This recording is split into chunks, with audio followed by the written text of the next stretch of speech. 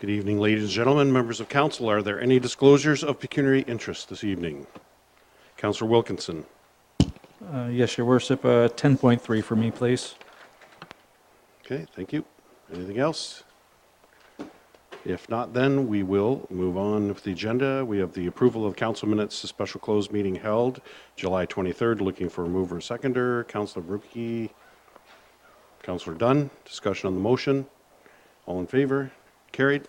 And then looking for a mover and seconder for the council meeting held July 23rd. Councillor Hammond and Councillor Dunn. Discussion on the motion. All in favor? Carried. Is there any business arising out of those minutes? I see none, so we'll move right on to reports of staff and delegation. First of all, one regarding the EA update, and I believe Mr. Botham is starting that off. Okay. Thank you, Mr. Mayor.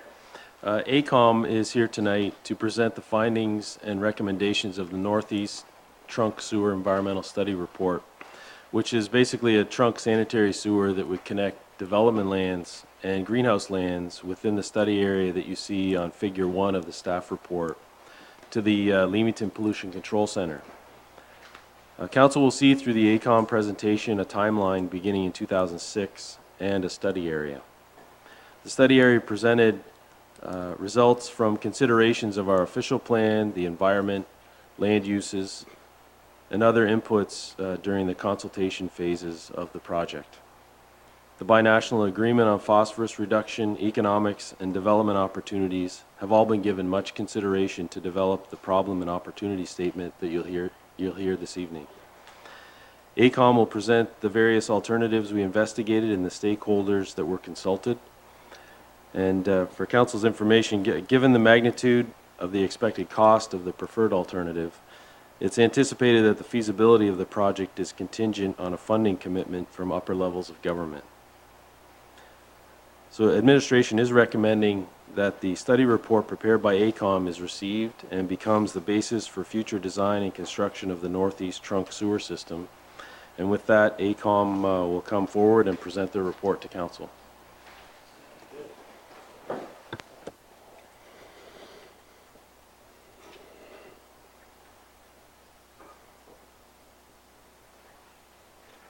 Okay, thank you very much, Alan. Hello, everybody. My name is Carl Grunice. I'm a senior environmental planner with ACOM, over 28 years. So I'm just going to start off the presentation. The following slides present the Northeast Wastewater Servicing Project for your consideration and hopefully endorsement to move the project forward. So just prepared an agenda, what we're going over today.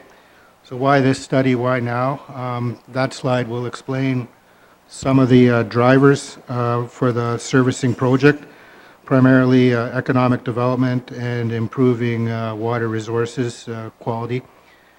Study background will review the original 2006 Northeast Trunk Sewer Servicing Strategy and go over as a reminder of where we were and also the initiation of this study that we're presenting today. Also touch upon this project also affects the Leamington Pollution Control Center where the treatment goes on. So we did review the plant, so I'll go over that a bit too. The study area slides will describe the study area, including its size and the various service areas that were considered for the trunk sewer. I will also give an overview of the municipal Class EA process, which I'm sure you've seen lots of times.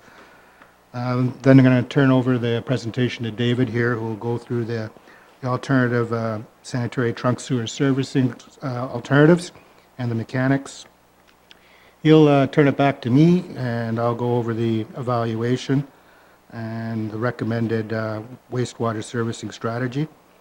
And then finally, we'll review the next steps. I'll just give a quick overview of what construction could look like. And again, there's that word there, funding, that is very critical for the project to move forward. So why this study, why now?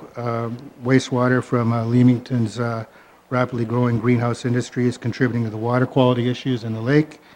primarily toxic and nuisance algae.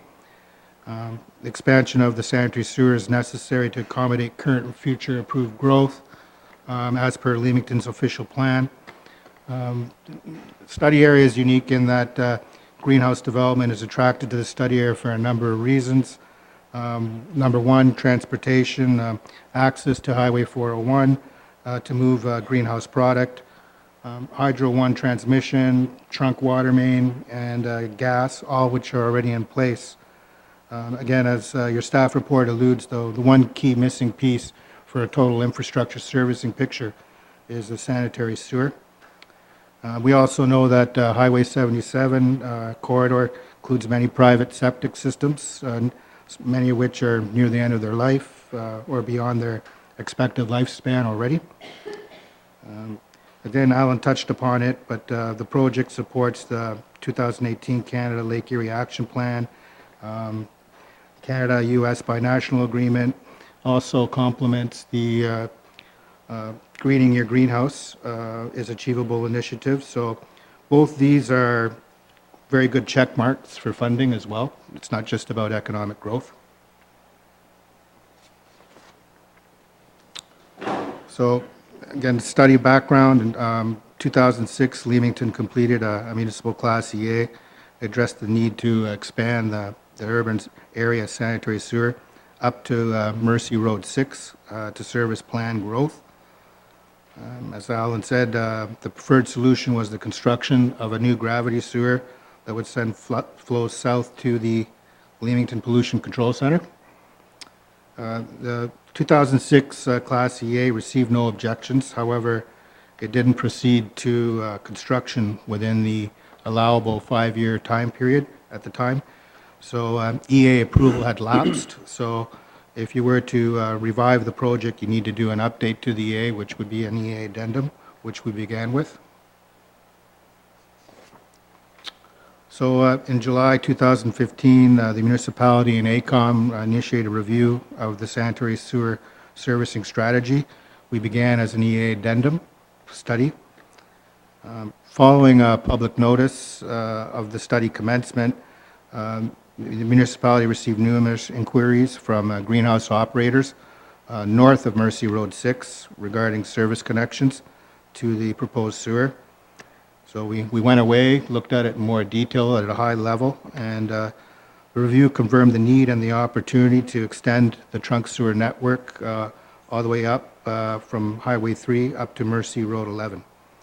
So at that time, we looked at the project again and said, well, this project is much bigger than it was when we started as a EA addendum. So we figured we would begin new as a brand new Class EA process. So just touching upon the Leamington Pollution Control Center, we did look at impacts of what the greenhouse discharges would do to that facility's treatment process and biosolids management. The review concluded that the plant can accommodate the anticipated greenhouse discharges with modifications to some treatment processes, nothing too major. Also recommended is to add a receiving station at the Pollution Control Center that could accommodate trucks bringing the flows in if they're not able to use the sanitary trunk sewer system. The Leamington Pollution Control Center upgrades will be further developed through a separate design and approvals process, and that'll also include another Class EA study. So study area. We're dealing with a very large study area here. It's about approximately 16 kilometers north from the Leamington Pollution Control Center. To make it more manageable, we divided it into 3 sections, a south section, a central section, and a north section.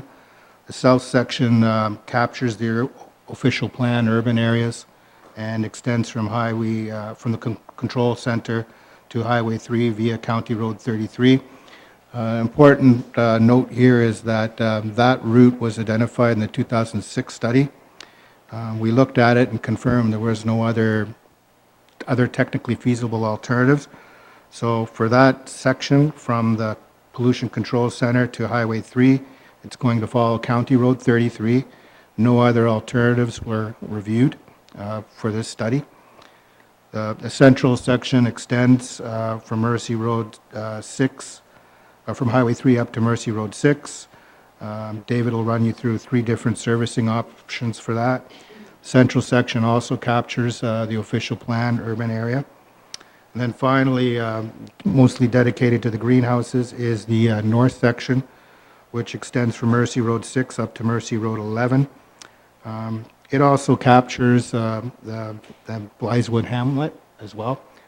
So if you look over at the map on the corridor here, we have the study area, and then we have the greenhouse servicing boundary and an external greenhouse service area.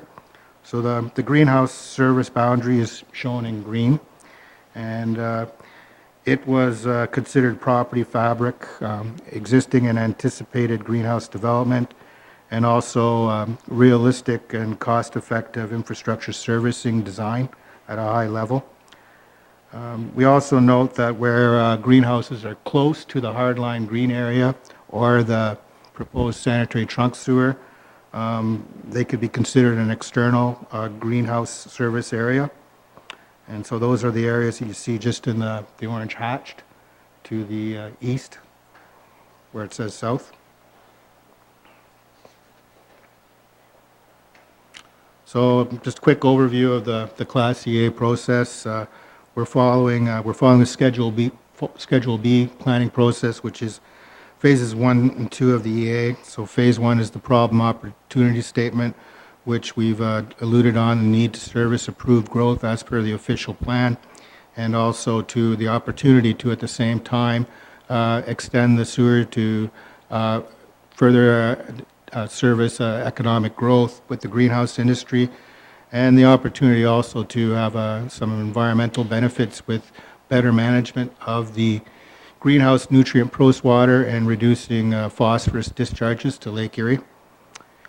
The next column there is phase 2, the alternative solutions. So we're near the end of it right now. We've selected a preferred solution. So phase 2 involves evaluating the alternatives, and then consultation, and then finally documentation, which will be concluded with the notice of completion.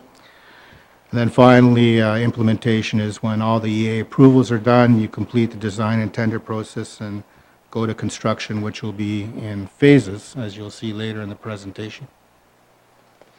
I'll now turn it over to David, who will run through the central and the north section and the servicing alternatives.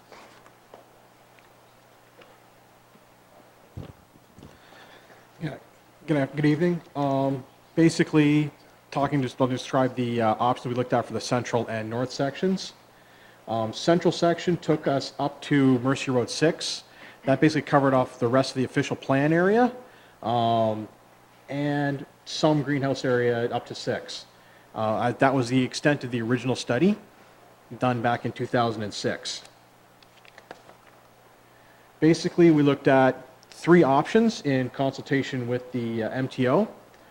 First option is 1 new sewer up the MTO corridor, straight from Highway 3 up to Mercy Road 6. And by corridor, we mean the right-of-way plus the area each side that the MTO has control over. The second option was going up the MTO request that we looked at. Rather than having 1 sewer with connections going across the road, we put a second sewer on the other side of the road so that they didn't have sewer connections going across the road underneath the highway. And lastly, we looked at a third option, which took us outside along the west limit of the proposed business development area, basically alongside the old railway track between County Road 14 up to Mercy Road 6. The first option, the main trunk sewer down the center, we looked at it. There were some areas where basically houses are very close to the right-of-way in that area. So MTO was not that happy with it because they don't want to see anything within their right-of-way. And the other issue with it was we had service connections going across the road periodically, which again, the MTO was not that happy with. Fortunately though, it did all work by gravity, which was a nice advantage. The second option we looked at, was the MTO request, put a small secondary sewer on the other side of the road, get rid of all the road crossings. Again, it worked, a little more expensive. The MTO has been kind of rethinking that option once they realized just how much extra disruption it would have been during construction. The last option is basically, we talked with the MTO, come from Mercy Road 6 west to the railway right-of-way, down the east side of it alongside the electrical and everything else, then come back along County Road 14 to the east side of, just east of County Roads, Highway 77, and come down through a new easement and tie into the trunk sewer on County Road 33. Main advantage, we'd only need a small local sewer on Highway 77. Advantage to this one is basically the amount of work that you have to do on 77. It's a much smaller, shallower sewer on 77 with less disruption. Whereas the big trunk sewer would be down basically Greenfield. Then we get to the north section. Big issue here, this was all greenhouse, it was requested to be joined in. Biggest issue we had here in the north section, there's a high point on 77 and the land. It's about 160 meters north of Mercy Road 6. The land falls 8.5 meters or 28 feet by the time you get to Mercy Road 11. Physically, there is no way to get a gravity sewer from Mercy Road 11 down to Highway 3. Well, not technically you could, but it would be a very big sewer. It would cost a huge amount of money because it would have no slope to it whatsoever. So we looked at this area, and again, we came up with 3 options. First one is take the gravity sewer, run it all the way down to Mercy Road 11, picking up everything along the way, and then pump it all the way back to Mercy Road 6. It works well in the fact it's just one pumping station for maintenance. Drawback is all the side streets, all of the various Mercy roads. Because we have to run a sewer up each side road, the depth you need to be on Highway 77 results in a very deep sewer by the time you get to Mercy Road 11. So that, because everything can work by gravity. The next option we looked at was putting several pumping stations in. And again, this option here worked better, other than the fact that there was now 4 pumping stations. The big advantage to it was you did not have to run everything all the way by gravity. You could basically go, here, there's people in this area, we can put a little gravity sewer in. Oh, there's nobody in this section, it's just greenhouses. We can just run a force main through that section. So rather than having 2 pipes running parallel, there was only a couple small sections where you actually had both pipes. Most of it was either one or the other. Big advantage was it wasn't nearly as deep because you did not have to stay deep. You still had to pick up the side roads though, so you did still have some deep sections. Then again, down in Blythewood area, you had some issues there where, yeah, that was the areas where you had double sewer, you had force main and local sewer. And again, in those areas, MTO had us look at both doing a single trunk with connections across the road and doing a second local sewer. Last option we looked at was basically lots of pumping stations. Just keep a very shallow trunk sewer on the main road and have lots of small pumping stations. We looked at it as an option, but as you'll see, it was not the favorable one. On the other hand, it did resolve a big issue with the fact that basically in most cases, the side roads fall as you move away from 77. So basically in almost all cases, the local collection sewers on those side roads went against grade, which led to depth at 77. And back to Carl. Okay, well done, Dave. Thank you. Thanks, Dave. So I'm just going to go over now some of the highlights of the evaluation and the recommendations from that evaluation. So evaluation criteria were developed considering the study area features and anticipated impacts from construction and operation. Under the category of land use, we looked at conformity with planning policies, both provincial and the official plans. Technical as engineering-driven, flexibility to service lands and constructability factors. Natural environment considered the aquatic and terrestrial features in the study area, including species at risk. We came across turtles quite a bit at the water crossings. Climate change was also looked at a very high level. Socioeconomic evaluation considered impacts to residences, businesses, and the traveling public. And finally, the cultural environment evaluation considered archaeological resources. And then lastly, we looked at cost. So for the central section, the EA process is recommending option C3, new sewer outside the MTO corridor with 2 local sewers, east and west side of 77. The actual pipe would range in size from 450 millimeters to 900 millimeters. It would take the path that David sort of explained at a high level along the map, but west on Mercy Road 6 from Highway 7 to a permanent easement. Then it would go south in a 15-meter easement from Mercy 6 to County Road 18. Again, this part of the location is subject to secondary planning activities for the business park on the west side of 77. And it may be modified to follow the planned road systems with the business park. So the sewer could actually go on the most westerly edge of the business park, or if there was a central road north-south in the business park, it could follow that.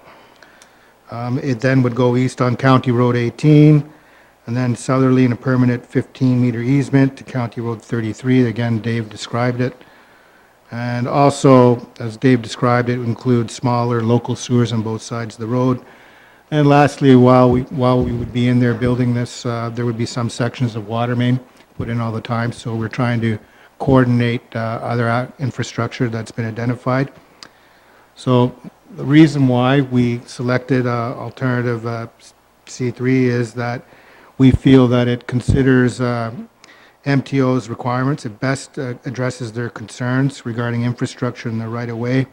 We avoid putting a big pipe in the Highway 77 right-of-way by following the existing north-south utility corridor west of 77.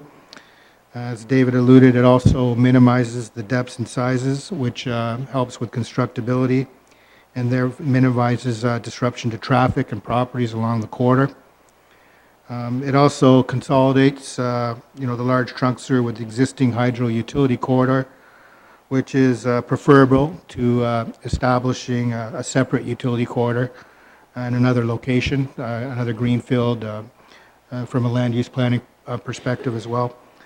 And also just the opportunity to actually coordinate construction of part of the sewer with the business park.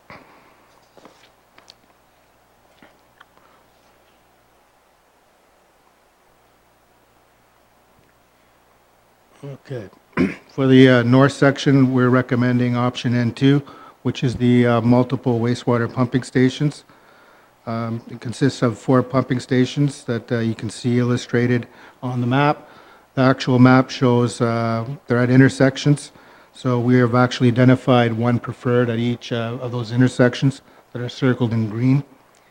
Again, for this part of the road, the trunk sewer would be located in an easement along the east side of Highway 77, primarily through agricultural lands that are outside MTO's legal right-of-way. This is very important from MTO's perspective, but it will be within their corridor management buffer. And of course, again, the hamlet of Blythe would have its own local sewer system.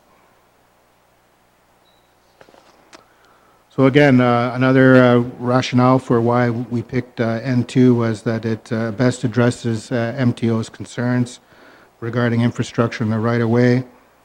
It minimizes the size and depths, again, which Dave talked about, the constructability, and minimizes impacts to traffic as such.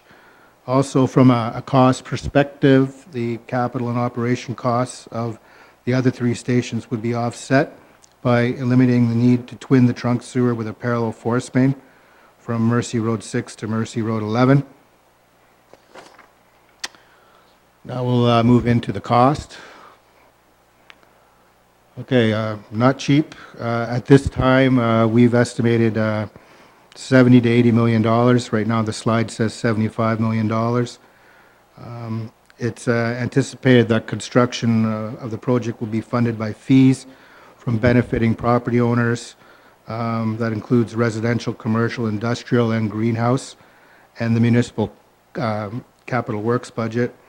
But again, as we've talked about a few points already, that Leamington will also explore federal and provincial funding as it becomes available. The one thing to note is that just having a municipal Class EA approved, ready to go, is an important first step in getting approved for funding. A lot of times when they have the ComRIF intake program or whatever, a lot of municipalities had great ideas or great projects, but they didn't have the Class EA in place. So if we get through this process by the end of the year, you'll be able to check off that box when the funding programs do come forward. So cost of benefiting property owners, this is a sensitive part of the project, especially from what we heard from the public, which I'll get into a little later. But we're currently working with Leamington administration to develop an equitable way to assign the cost to the project. It's a very unique type of project. It's not just pure sanitary or water, municipal improvement stuff here. We're dealing with different users like greenhouses, commercial, residential, and also different types of flows. So at this time, the EA document does identify 4 types of cost-sharing methodologies. I think Leamington's had experience with almost all of them to some degree, but the first one would be option 1 is charge the owners based on allocated sewer capacity units by calculating the expected flows. So that would work well from a greenhouse because it considers different sizes. One of the more traditional ones for residential or commercial is just base the costage on frontage, which I don't know if that would work well from the greenhouse point of view. Another option is to charge a fixed fee to connect per connection based on a classification of the property type. And so we noted there would be residential, small commercial, large commercial, industrial, large industrial, small greenhouse, large greenhouse. Option 4 is just to charge an area tax rate, which would raise the revenue to pay for the sewer through a tax assessment levy based on a value of the benefiting lands. These are early days for figuring out where we land with that.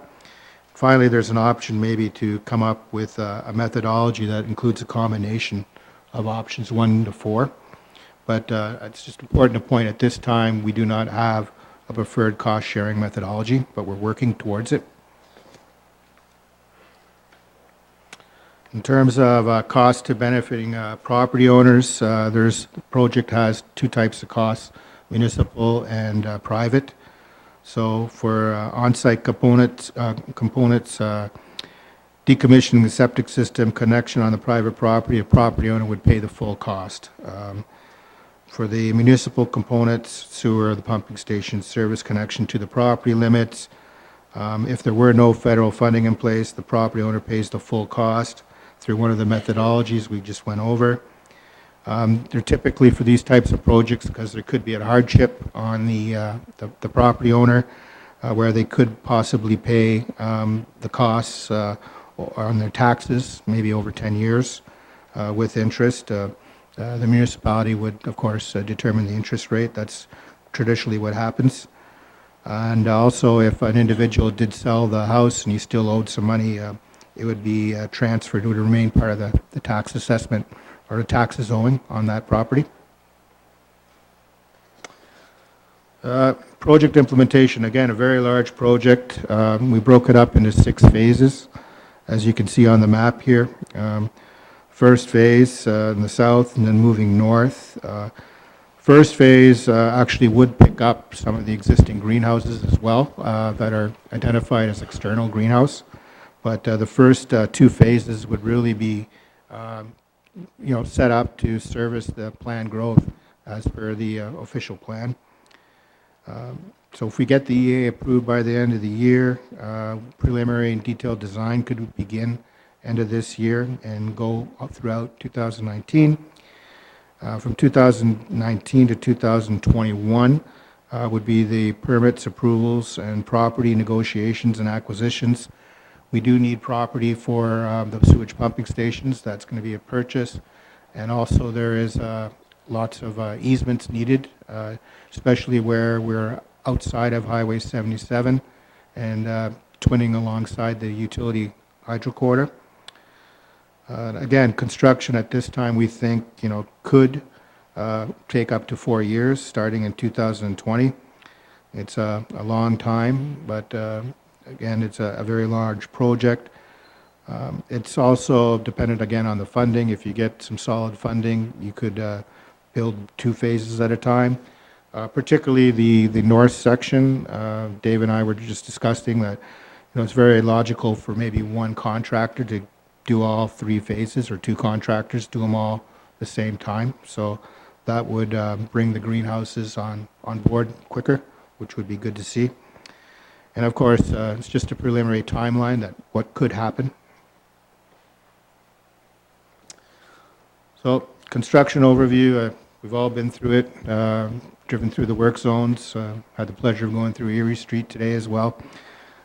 So we will not have permanent lane closures, like road closures, but there will be lane closures. So the slide's just typical what you would expect. Seeing a lane closure similar to on Highway 77. And, most of it would be built by open cut trenching with backhoes and putting the pipes in the trench. Typically, construction could move like 200 meters at a time. So the trench would be progressively backfilled and moved by. So when you're doing open cut, you're not parked in front of somebody's house for 6 months or a month or 2. It's moving pretty quick. Where we need to cross water courses, we would use trenchless directional drilling or tunneling. So traffic management will be a very key consideration where we are using the roads. Of course, where we're not using roads in the greenfields, that's an added benefit to impacts traffic. So the detailed design phase will include developing traffic management plans with MTO and Essex County. As with any project where we cross businesses and residents, we'll make sure that access is severed for just a short period of time, or they have another way to get to their property. Again, Dave's already identified clear zones for where he thinks the sewer can go, but as we move through the detailed design, there'll be more dialogue with MTO and the property owners to see where we can minimize the pipe's encroachment into right-of-way and private property. And of course, you get complaints when you're working close to houses, so there'll be pre-construction surveys as well. So the Northeast Sanitary Trunk Sewer Project was presented at the Public Information Center on May 13th, 2018. It was an all-day and evening session. 65 people attended session 1 in the daytime, and 31 attended session 2 in the evening. Both sessions had a question and answer period and also breakout discussion tables. So again, it's a typical Class CA. Public Information Center introduced the study, overview of the study's process, presented the problems and opportunities that we're addressing, the evaluation of the alternatives, and gathered the feedback from the public on what we were presenting. So from that, yeah, okay. Is that the right one? No. One more. Yeah. Okay. Sorry. So at the Public Information Center, several greenhouse owners and operators said they were not inside the hardline greenhouse service area. So again, we got back, went back to the table, and that's how we identified the external greenhouse service area. It's important to note that the sanitary sewer servicing that Dave's described, they've been conceptually designed and sized based on the assumption that all the lands in the greenhouse service area boundary will eventually be developed. So that's the green area, picturing that to be completely 100% greenhouses. Another factor is that it's not Leamington's intention to hold greenhouse development capacity for properties.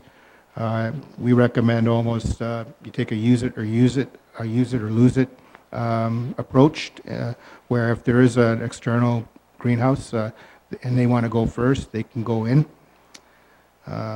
So that's why we came up with the external greenhouse service area. So there is flexibility, but primarily the sewer is dedicated to the hard green line, which is the greenhouse servicing boundary. This system will be evolving over time. So once constructed and operational, Leamington will complete an annual operational and capacity allocation monitoring report. The report will provide details and monitoring of capacity usage and wastewater flows through the system. It would also map the users that are coming onto the system, including those external, to the hardline green service area boundary. So I imagine there'll be an annual report presented to council just on how the system is running, and it'll probably have some revenues and financial aspects to it as well. So what we heard from the public, several residences raised concerns about the cost to connect. That's pretty typical for these kinds of projects, especially where they have the luxury of being on private systems and not getting regular bills. So to that we responded, and some of them even asked, do I have to connect? So the response to these people, and this will be documented in the EA report that they will get to see. All properties assessed to the sewer project and greenhouses will be required to connect as per your municipal bylaw 566-05. We are considering reviewing possible cost-sharing methods, which I described earlier. Another question that came up was some property owners of the potentially preferred or recommended wastewater pumping station were opposed. They were adamant that it would hinder their agricultural operations. We're not talking a very big area. It's not a big pumping station or anything like that. But however, that's why we do have flexibility to site across the road. So there's one or two incidences where that might happen. Getting close to the end. So MTO is a major stakeholder given how this project impacts Highway 77. We've had a real enhanced consultation program with them. We've held 4 meetings from 2016 to 2018 with them. They've brought not just corridor management, but a lot of their technical departments involved too. They've been talking at a senior management level as well. When we first met, it wasn't an easy sell. They came flat out that it's their road, it's a provincial road. The corridor is already very congested with existing infrastructure. MTO's mandate: ensure efficient movements of people and goods and protect the corridor from future costs to taxpayers. So they were the opinion if they did allow the sewer, eventually, if they need to do something, it might cost the taxpayers more to work around the sewer. So we've developed some responses to that, which have been factored into what we're recommending here. And the central section of the sanitary trunk sewer is located west in the existing north-south utility corridor or new greenfield easements. So that really helps take that big concern off the table.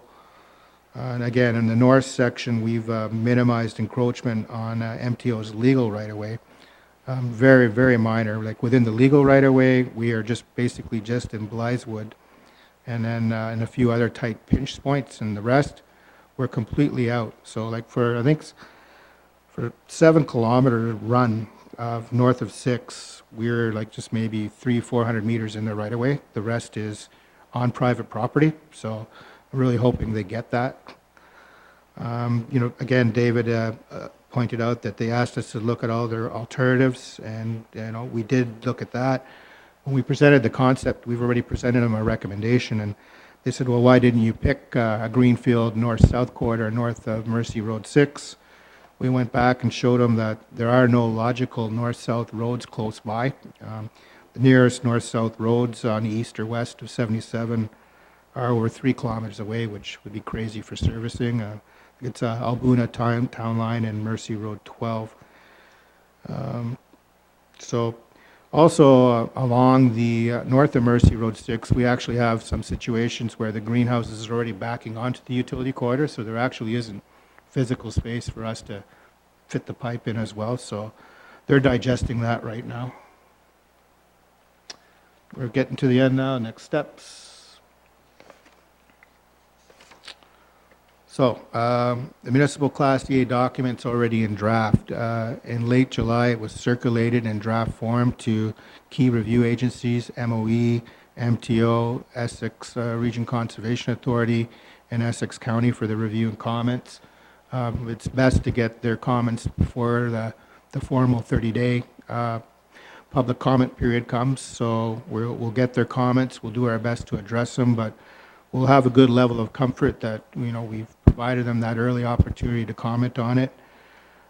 So we'll file the report for 30-day review in September, maybe October, but I know Alan Gasper said September.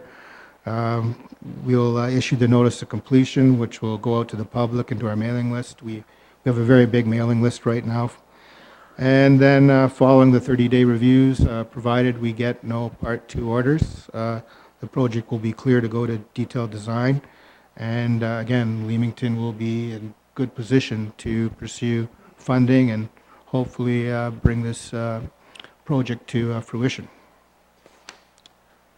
And that concludes the end. It's a little long, sorry, but we presented a lot of technical information, and we'd be pleased to take your questions.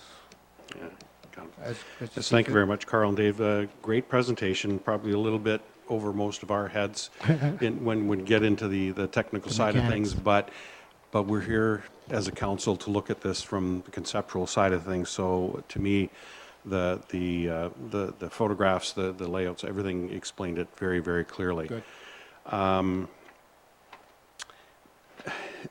When you started off, there's a little bit that makes the hair on my neck stand up. And I'm not trying to be critical, just pointing out my opinion on it, is that around here, many of us find it way too easy to lay blame on the greenhouse industry for the algae bloom in Lake Erie.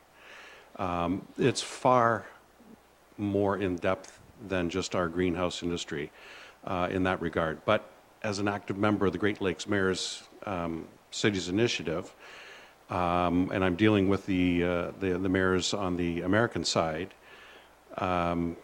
we get it. Like Leamington is a hot spot. We understand that. But the real culprits, the major culprits to the algae bloom, are the Maumee River and Detroit River, and just pick one over in the States, and they all readily admit they're the major contributors to the algae bloom. We, though, have to do our part. So I agree with that perspective. That's why we put this sewer line in along Bevel Line Peely Drive to pick up that mess. That's why I've been pushing for this North Trunk sewer as well, to pick up the potentials that are out there, get it all point source rather than trying to gather it up afterwards when it's non-point, and then a third run out Seacliff Drive to gather up the rest of it. All long-term plans, but these are really, really, really great. So I just want to make sure that everybody understands this just isn't for the greenhouse industry and the phosphates that they do create. I like to take a little bit more positive spin on it and say this is for the greenhouse industry and our manufacturing industry and our local taxpayers, in that if we can get this sewer built all the way out there, not only are we going to recognize an expansion in the cannabis industry and the greenhouse industry, but we're going to see it in that industrial park that's waiting for the opportunity to grow. The industries that are already located out there that are ready to grow and bring in feeder industries to them. So it means commercial and industrial taxes to this municipality. That helps all of us on the residential basis. And it also means jobs. Jobs for our kids, jobs for our local citizens. So it's far more reaching than just addressing the environment, which still remains a very high priority for me. A question, though, if, let's say, for instance, the MTO was not the owner of Highway 77, does that change the plan? Can you go back to the most, or is this still, what you're recommending, the still most cost-effective, efficient way? I think, David, if you want to talk, but I would say we would go back to, big pipe down the road in the middle. We'd probably just confirm it through our evaluation. We did have some discussions, the very big first meeting with MTO about downloading the road, and they didn't want to go there now, but they very much could potentially get to that point. Again, we're expecting their comments, so I think as soon as we get their comments at the end of August, we'll know where they stand and what they can support. But David, is there anything you want to say, like from an engineering point of view, perhaps, if we own the road, what would you think would be best? Yeah, basically, if Leamington owned the road, we wouldn't be worrying about squeezing by properties right on the edge of the road, where some of them are, there's a couple houses we found that they open their front doors. There's a good chance when they step out, they're under the right-of-way. We could avoid all that. If it was an MTO road, shutting down lanes wouldn't be as big an issue. Approval-wise, it wouldn't be as big. And yeah, one pipe down the center of the road would probably be a little more cost-effective. Okay. It's just we were having to work with someone else's jurisdiction, so we had to make the additional cost to accommodate their requirements. Yeah.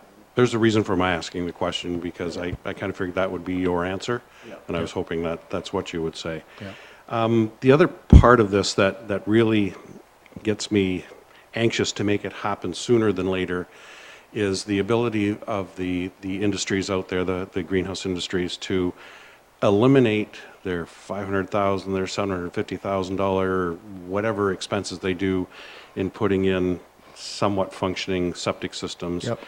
getting rid of them and allowing them to build a lot more housing units on the farm property, which is good for them and in turn good for our citizens, because a number of the houses that have been scooped up and are using for farm workers right now may very likely come back on the market and are usually a more affordable housing unit than what are being built today. So there's another social benefit to our community to having this major sewer line being built. Just, again, just one of the many points that we've been These focusing are good, like the need to accommodate the bunkhouses is in the report. Dave calculated it too, and I think actually we want that kind of flow as well, not just all the nutrient water. Yep. Back to your point, you know what, like I'm looking back at what we're writing and how we're selling it, and yeah, we are pretty heavy on the environment. I think, together with Alan and Gasper, we could tone it down a bit and just make sure it comes right to the forefront. The other manufacturing sectors, if we can go there and mention that they're just on the verge of coming in, and then just maybe make the phosphorus thing the additional benefit. Play it down a bit so they're not running. Right now, it almost sounds like the way I presented was parallel, economic and phosphorus, right? And the fact is, you do look at the map, there is a green algae bloom coming out of your place, and you've been identified, but I don't know if I'm going to go as far as say it's mostly the American side, even though we know it is. I'm not going to put those words No, in, you I don't don't have think, to. but that doesn't probably cause you trouble later with your bears. No, they readily admit it to me Yeah, when we're at yeah. our meetings. So, But at least you're doing your part, right? So Yeah. good old Canada. yeah. Okay. And just a couple of quick comments too, that on the funding side of things, this is something that the CAO and I and the directors and obviously managers too have been working on for a few years now. I'm sure you're aware of that. And we have been lobbying and negotiating and working our way up through the hierarchy of the what do you call it, the bureaucrats. Yep. And we're doing it again next week at AMO. We'll Yep. be presenting hopefully to the ministers themselves, and our hope is, and I think you were alluding to it, is getting that upper level government funding from the feds and the province and hitting as high a percentage of this project as possible. Yeah. I know in the several meetings we've had with the greenhouse owners, property owners out there, most of them are ready and willing to jump in on this, both feet, because they see the benefit to themselves too. So just to try and give some assurance to the residential property owners out there that if we're successful, that it may not be as onerous to them as they may be anticipating. But I guess that's our side of it. Again, I mean, it's providing good input for the report, that I think there's a spot in there where, we could add a sentence that I'm going to say, given the interest, the cost to the private property owner could be quite manageable, if everything falls into place. Right. But like, get those words in. You don't want to make people go bankrupt either, but yeah, those are good points. Okay, and just finally, can we start in 2019 instead? Building? Building. I don't know, how fast can you get Highway 77? Yeah, how fast can we get the road, right? We'll leave that with us too. So, Yeah. but Yeah, yeah, that's good. I understand the issues dealing with the MTO. Yeah. But, okay. Yeah, they're really tough to work with on any type of EA project. Like, one thing from this experience, we really did get their attention. I've been through a lot of EAs where they don't even respond during the 30 days, and then you go to design, and next thing you know, you move a pier or a bridge pier, into the water, because it was, on a highway job we were crossing, right? So this one here, we had the luxury of, getting their attention, and again, I'm looking forward to their comments, but it is what it is. Yep. I understand you're going to be locked and loaded to take this to the higher levels. Yep. And if you need anything between now and next week to support you in your meetings, Sounds great. we're there for you. Very good, very good. So, okay. Councillor Jacobs? Thank you, Worship. Just a couple of questions here. I'm just curious, if we talk about the highway corridor and right-of-way and so forth, and you're coming down the western portion of the railroad as your recommendation. And my concern would be, then how are you going to go back and access the properties on 77 on the eastern side of 77? Because now you're going to have to run additional piping, will we not, to come from that corridor to service these places? And the ones that are, these operations that are on the easterly side of the highway, be almost cost prohibitive to them to connect. I'm just, enlighten me on that if you would. Yeah. He's the guy that's got the answer. Basically, even where we move the trunk sewer way off to along the railway corridor, we still have a local sewer on 77, picking up everyone right on 77. Long term with the MTO doesn't want to see anyone connecting onto 77. They're envisioning everyone slowly coming off 77 and going to the side to the various Mercier roads, because that's where they want to see all their entrances going to. But yeah, for right now, it is an extra set of sewers down 77, a parallel local. So it is additional costs, but everyone can be serviced. So you're saying, like you'd run between a line along the highway between two concessions and then go back to the railroad property and then put your main trunk down through that. So you would just be using that as a stub, basically, going out to the highway. Basically, for this option where it's off to the west, a section at the north end, just south of 6, where it makes sense to break, would flow north to 6 and then over to the west to the trunk.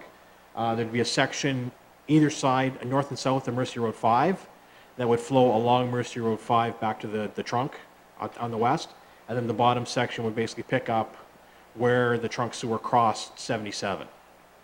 So it is additional sewers, but it was basically what we need to do to address the MTO's concerns. Okay, and then if I may, Your Worship, as the mayor alluded to, the fact that a lot of they want them to connect because of their bunk housing and housing situations.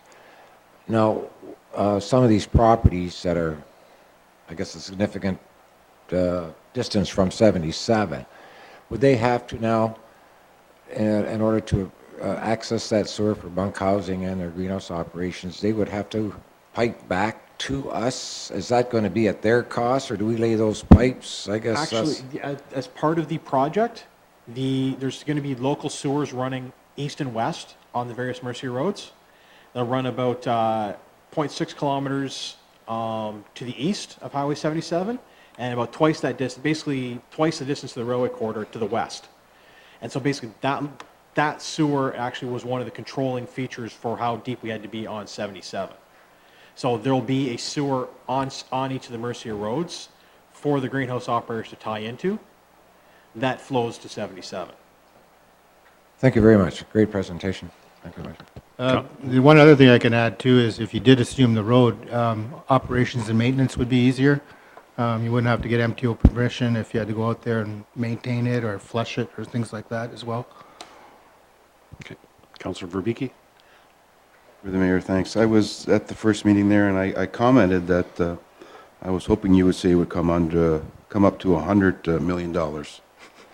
Just because if they're going to get funding for half, and then you come in at 75, we're all going to look intelligent. And I wanted to know in imperial gallons or inches.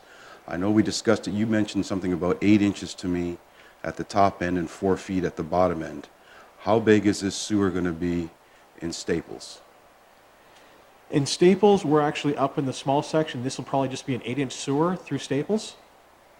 Told you. Because realistically, up in the Staples area, for their size, greenhouses do not produce a lot of flow on a per acre basis. I think at one point we'd worked it out that an acre of residential land is the equivalent of 30 acres of greenhouse when it comes to flows.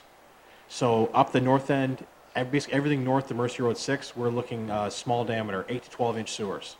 And then, were the mayor through again? Sorry about not addressing it first. No, it's fine. And how much is it, how big is it when it hits the pollution plant? By the time we hit the pollution plant, you're looking at a 1,200 to 1,350, so you're looking at a 4 to 4.5 foot pipe. Okay. Thanks. And this is based on today's prices? Yeah, this was based on, I believe, early 2018 pricing. So if we're not going to start till 2020, 21, 22, can you guesstimate how much increase per year that could be, that if we're looking for funding, we should include that in there? Realistically, that's normally we produce it all in current dollars. The rule of thumb seems to be, in general, 4% a year. But again, we present everything in current dollars. Okay. Councillor Hammond? Your worship, thank you. Gentlemen, a great report. I mean, obviously, the future of this development depends on financing or help from upper levels of government. I mean, we all know that. And I think you've already asked my question. There's a million questions to be asked, but the only one that I had was how far had you anticipated going down each concession? I think you've already answered 0.6 on east and double that west. Yes. Thank you. Councillor Wilkinson? Thank you, Worship. I guess my question is, lots like Councillor Jacobs, I'm just wondering, is there ever a capacity to this? You know, we're thinking right now, I heard you say that it was sized to meet the greenhouse servicing area if it was considered full. But let's say 30 years down the road with all the developments happening, if more residential happens out there, are we safe for the long haul with the way it's sized currently? Right now, it is sized for maximum build out that is currently allowed. That's official plan, fully built out at whatever its maximum capacity is. If all the greenhouse area fully serviced, there's issues trying to go outside that service area. Basically, just the lay of the land makes extending sewers anywhere beyond that very difficult. We could build in additional capacity. The trick to it is if you build in the additional capacity, you're paying for it now, and you have to find someone to support that. So we basically, the service area we have is a physically practical service area. Going further is, if I go a little bit further, I have to drop the main sewer even deeper, and costs go up all over the place. But yeah, it's basically, the entire service area could be built out. We're fine and dandy. Just on capacity too, just to keep in mind, we also have capacity constraints at the Pollution Control Center, so that would be addressed as an EA too as well. And I mean, bigger picture, if you wanted to make that greenhouse service area bigger, let's say go to the west, then maybe there would be a twinning through another road, so you'd have like 2 spines come down to pick it up. But again, the treatment plant is a big throttle on the capacity as well, what you could do, and still not trying to take away capacity from some of the existing manufacturers that we have in town too. Deputy Mayor? Thank you, Mr. Mayor, and perhaps this needs to go to the CAO and Finance. If we don't get that funding, is it even possible to see this proceed to any point or at any point? Is there a possibility that we can build it and have our affected people pay for it? Initially, I think the answer would be no. That when we look at this, it would likely be cost prohibitive just to do it simply on our own and the immediate benefiting landowners. But that being said, there are ways of looking at other models that we historically haven't done. For example, taking debt on a large project like this. We try to avoid that. Sometimes that is something that we might consider. Perhaps it's a P3 consideration. I think that the way I'd like to answer that tonight is that without upper level funding, we believe that this would be cost prohibitive, and I don't think that we'd want to proceed. The comment that Carl made was you don't want to bankrupt anybody either. So I think that's how I'll answer that, is that without upper level funding right now, we would see this as cost prohibitive going forward. Just to add to that, that'd be for the greenhouse component of it, right? I mean, you'd still build something up to Mercy Road 6 to service your official plan as per the original 2006 EA. Yeah, thank you, Carl. So that would be for your manufacturing, at least your manufacturers, the business park? That's right. Yeah, it'd be much lower. It would be much lower, and there's a higher density from people to draw. There's also some residential developments along the way. So, but if you're building something, it was the greenhouse growers themselves who said, if you're building it to the 6th concession, please build it out to the 10th or the 11th because it's right there. So, but I think that it's important to note that it is a costly project. One of the things too, just talking about cost, is maybe it's beneficial, at least for ourselves, to see, David, do we have it broken out just for the greenhouse section? Yeah, actually, it was one of the earlier slides. Basically, of the 75 million construction, 31 million is north of Mercy Road 6. Right. It's a very spread out area north of 6. That's 4 pumping stations too. Yeah. Deputy Mayor? So further to that, just in case we took a risk, could we put shovels in the ground before we had a commitment for upper level? Or is that something we wouldn't dare try?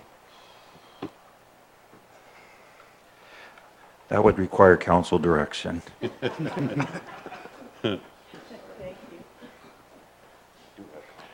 Yeah, and actually I was going to touch on the cost factor, but I'm glad you brought that up because we had looked at seriously just going up to the 6th, and so we could open up that industrial park because that's where the real hunger and appetite was originally. Now we're hearing further north, so it was something that we did seriously consider we could do.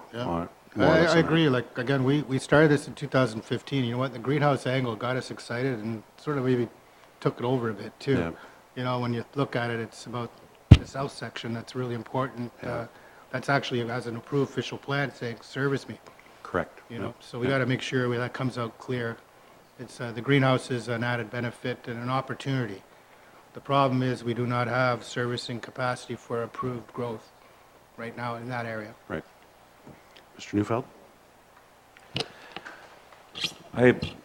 It's along the same lines. But if there's something that we've learned with our recent sewer projects, I think it's important to state again. We always talk about the cost of doing something, but I don't think we can actually have a cost of a discussion about the cost of doing something without having a discussion about the cost of not doing something. Not doing something in this does affect the environment. Not doing something in this area does affect the economic development within our greenhouse industry. Not doing something does affect the economic development within our industrial parkland. It affects the ability for some of our residential developments to go forward. So sometimes we get caught up on the costs, and I understand that. But I think part of the discussion has to be, what's the cost of not doing it? And I just encourage council and even Carl and David to give that some consideration. We talk about the opportunity costs. What are the opportunity costs that we're missing by not having our industrial land serviced? What will be the opportunity costs missed if cannabis growing operations, large cannabis growing operations want to establish here but can't because they're limited in the size of the septic systems that they have for their worker housing. Even our current greenhouse industry, what are the opportunity costs when they are limited by the size of their private septic systems? That's what's limiting their growth. That limits our growth. That limits our ability to drive the tax base and growth within the community. So I just encourage us to not forget the second part. The discussion of the cost is important, but it's also the discussion of the cost of not doing something. Thank you. Councillor Dunn. Through you, Your Worship.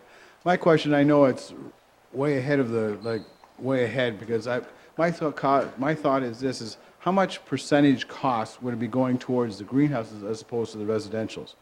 And I know I may be way ahead of that, you've got to get into the more fine details, but would you have any idea what the breakdown, or? That's a big discussion going on right now with administration and that whole cost sharing, how to assess that. We have that issue, how much goes to greenhouses. There's also the issue of a lot of some of these properties have mom and pop farmer who've been there for 30 years sitting on a big parcel. Right now it's just farmland, not worth much, but it could turn into commercial industrial in a heartbeat, which could be worth a huge charge. Like I said, cost sharing, it's still up in the air, trying to figure out an equitable way to do it. And again, if I could, Your Worship, that's actually the point. I had a gentleman who has a big mom and pop farm, and the anticipated costs are going to be huge for him, for his portion of it. So that's why I just threw that out there. I know it's way ahead of the goat, I guess, the cart, I suppose, but just a curiosity how you break that down. I think cost too is eventually you're going to have users contributing to the annual costs, paying to use the system from the greenhouses. So there is revenue coming in too that we haven't really put a number on yet, have we, Dave? No, it's still early in trying to figure out how it's going to be shared. And the other thing too, I knew we talked a lot about cost. We don't really, do we have a cost for the pollution control center upgrades? Not yet. It's probably a $100 million project, you know, it's like, right, we need to probably get that into you know, like, Yeah. there is some significant upgrades at the plant as well, so, again, that's not our scope to come up with a dollar for that, I think, but there is a dollar, I think, thrown in the report, maybe. I don't think so. No? But that's something you'd think of, you might want to, if you're trying to sell the whole picture. It's not just the sanitary sewer system, it's the plant upgrades too that Yep. have to happen with it. Yep. Councillor Jacobs. Well, thank you, Worship. I'd just like to take a step back, though. And I know we're putting a lot of emphasis on the cleaning up of the lakes and everything else on this, and I think the CAO and yourself touched on it briefly, is the fact that, to me, this is just going to be as important for the revitalization of our downtown area as well. Like this type of a project, I know we don't really commit sewers to revitalizing a downtown core, but I think if we can assist the farmers in housing with these projects, that's going to kick right back to some of the issues that we are having currently, you know, so I think they're going to go be, I guess, be hand in hand with this whole entire project, so it's good. And another question, if I may, Your Worship, you touched on the pollution center. I know that the estimated lifespan was 40 years, and with this additional volumes going in there, we don't know what the volume is, I don't think, unless you have a projection. What portion of that lifespan will be reduced with this project? That basically what we know is that if this were to get fully built out, we'd be roughly looking at twice the present capacity of the plant. How fast that'll happen, that is outside our, like, how fast can you get people in on the commercial industrial area? That's going to determine how long until the next upgrade on the plant is. Do you estimate, I mean, with lack of volumes, would you say we got half lifespan back, so we're good for another 20 years before we need to go into the major debt? I couldn't even begin to guess. It's going to depend how fast people come in once the sewer is there. Like I said, it's not the greenhouses that have huge flows. It's going to be how fast does the residential areas come online? How fast do the commercial industrial park come online? That's where the vast majority of the flows are coming from. Yeah, I think with the pollution control plant, it's really about the treatment process. But David said, yeah, the capacities with traditional development is the big driver, but it's the upgrades to manage the phosphorus and the biosolids from treating the wastewater from the greenhouse that it's not there now. And the Holland, the receiving station too, so some people have the option of trucking straight to the plant where they're way too far away from the sewer. Okay, just to wind it up then, decades ago, former Mayor Wilkinson had the foresight to drop that water line out to the north. And you mentioned earlier, we've got the water. Union Gas, this council encouraged and pushed and I guess cajoled the OEB to allow Union Gas to expand their gas lines into town a lot quicker than they expected they could. And more recently, it's been a fight, but I've been able to gather a whole mess of people together to make a team to get the IESO or whatever they're called nowadays to get Hydro One to build that transmission line into town. So we're ready to go. And having you as part of our team to take that kind of information with us to the different ministries, both provincial and federally, is a real big help. So I wanted to just say, on behalf of council, thank you for that. Thank you for this report tonight and all the work you've done. Thank you very much. Love this project, and we're there with you to the end of the shovels going in the ground. So 2019. Yeah. Thank you. No pressure. Have a good night, everybody. Thank you. I'm going to get back here. Was there a motion required? Sorry, Alan, you got? Sorry, turn. Oh, okay. Yeah, I won't miss that. I'm just getting back up to it, wherever it went. Okay, the draft environmental study prepared by AECOM regarding the Northeast Trunk Sewer collection system be received as the basis for future design and construction, correct? Councillor Verbicki, Councillor Jacobs, discussion on the motion? All in favor? Carried. Thank you.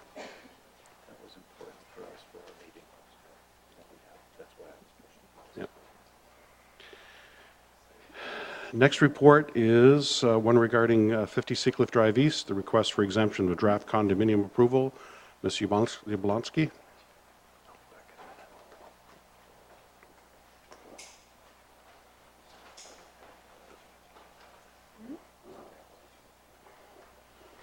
Thank you, Your Worship. This is an application for, as you said, the property at 50 Seacliff Drive East, which is the Seacliff Heights 2 apartment building. There are 106 units in this building. It is 6 stories in height. Still under construction at this time, with completion expected in the fall of this year. This is the third building on this particular property and developed by the same developer. The first building is almost identical to the one that we're dealing with this evening. The second building is the Seacliff Manor Seniors Facility. It's a retirement home. And lastly, we're in the 106 units again in this building, Seacliff Heights 2. At the time of pre-consultation, both buildings, Seacliff Heights and Seacliff Heights 2, were, it was indicated that the applicants were going to be converting to condominium at the time they were finished construction. A condominium plan is similar to a plan of subdivision. It's a way of dividing ownership of a property, land, or space. Plans of condominium must be approved or granted an exemption from approval by an approval authority. And for all of the municipalities in the County of Essex, the county is the approval authority for subdivisions and condominiums. Generally, applications for condominium approval for newly constructed buildings like the Seacliff Heights 2 and Seacliff Heights buildings are not subject to the requirements for draft approval. And draft approval would include the steps where public notice is given, public meeting is held, and the appeal process at the end also is part of that process.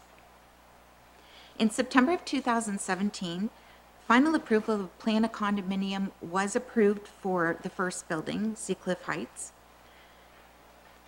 Now that the second building is nearing completion, the owner has submitted an application for condominium approval for the Seacliff Heights 2 building. As was done with the first building, the owner has again requested an exemption from the draft approval stage. In order to establish whether an application can be exempted from draft approval, the county has requested that the municipality review this request and provide a resolution and support. And that's why we're here this evening. There are a number of criteria that we look at to make sure that it's appropriate. And the matters that we've considered are that the applicant has had pre-consultation with both the county and the municipality. We have received a complete application for a plan of condominium, which includes the form, the plans, and the fees. The development itself meets the criteria that are in the Planning Act regarding subdivisions, which also apply to condominiums. The development's consistent with the provincial policy statement. It is also in conformity with the County of Essex and the municipality's official plans. It complies with the zoning bylaw for the municipality as well, and was supported by the planning justification report that was prepared by Carl Tanner, who is a planner with Dillon Consulting. And Carl did the planning justification report at the time of the original official plan amendment and zoning bylaw amendment for this entire property. Also, the building has been constructed in compliance with the building code and the fire protection regulations for condominiums. It's to the satisfaction of our building and fire departments. And lastly, the Seacliff Heights 2 building has site plan approval in place with a site plan agreement that's registered on title. Since the building has been constructed in accordance with the approved site plan, there really aren't any conditions of draft approval that we would need to impose.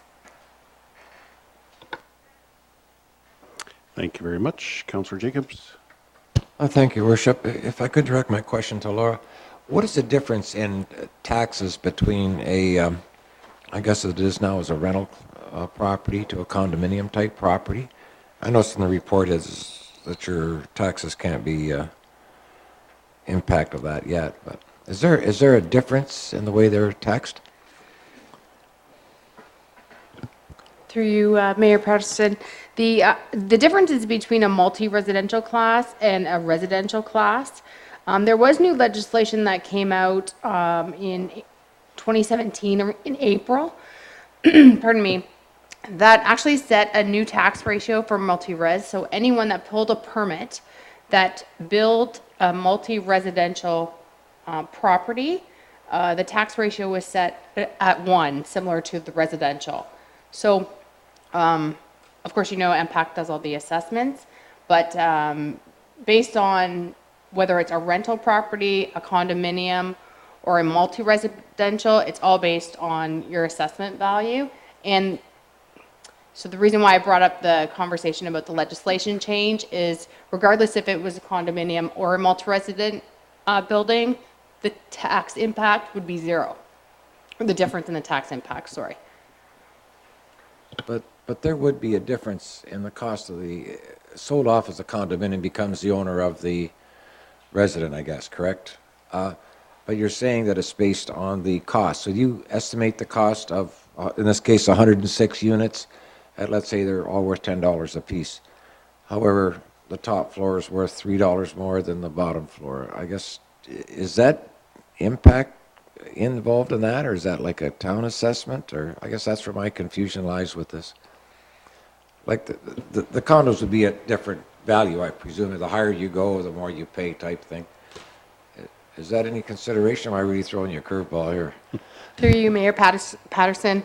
That does make sense to me, Councillor Jacobs. Unfortunately, I don't have that data on how they assess the specific properties. As you know, there's many different criteria that they actually go through to determine an assessment value. And certainly, MPAC will do their best to assess them properly, and then we just tax them at the assessed value. Okay. Councillor Hammond? Your worship, thank you. Heather, another great report, and I'd like to move the acceptance of the report with a comment, your worship. Before the comment, I do need a seconder, though. Councillor Dunn? Thank you. Even though Mr. Millicent might want to get up and say something, we've already done this with Seacliff Heights, and it just makes sense for us to do it again with the Seacliff Heights too. So. Okay, so we have a mover and seconder. Any more questions or comments on the motion? All in favor of the motion then, and motion carries. Thank you. Next report is one regarding the Leamington Library renovation project. Mr. Neufeld. Yes, thank you, Mr. Mayor. Over to my right along the wall, you will see some of the renderings that I believe you've seen before, but they are renderings regarding the upgrading and updating to the current Leamington Library.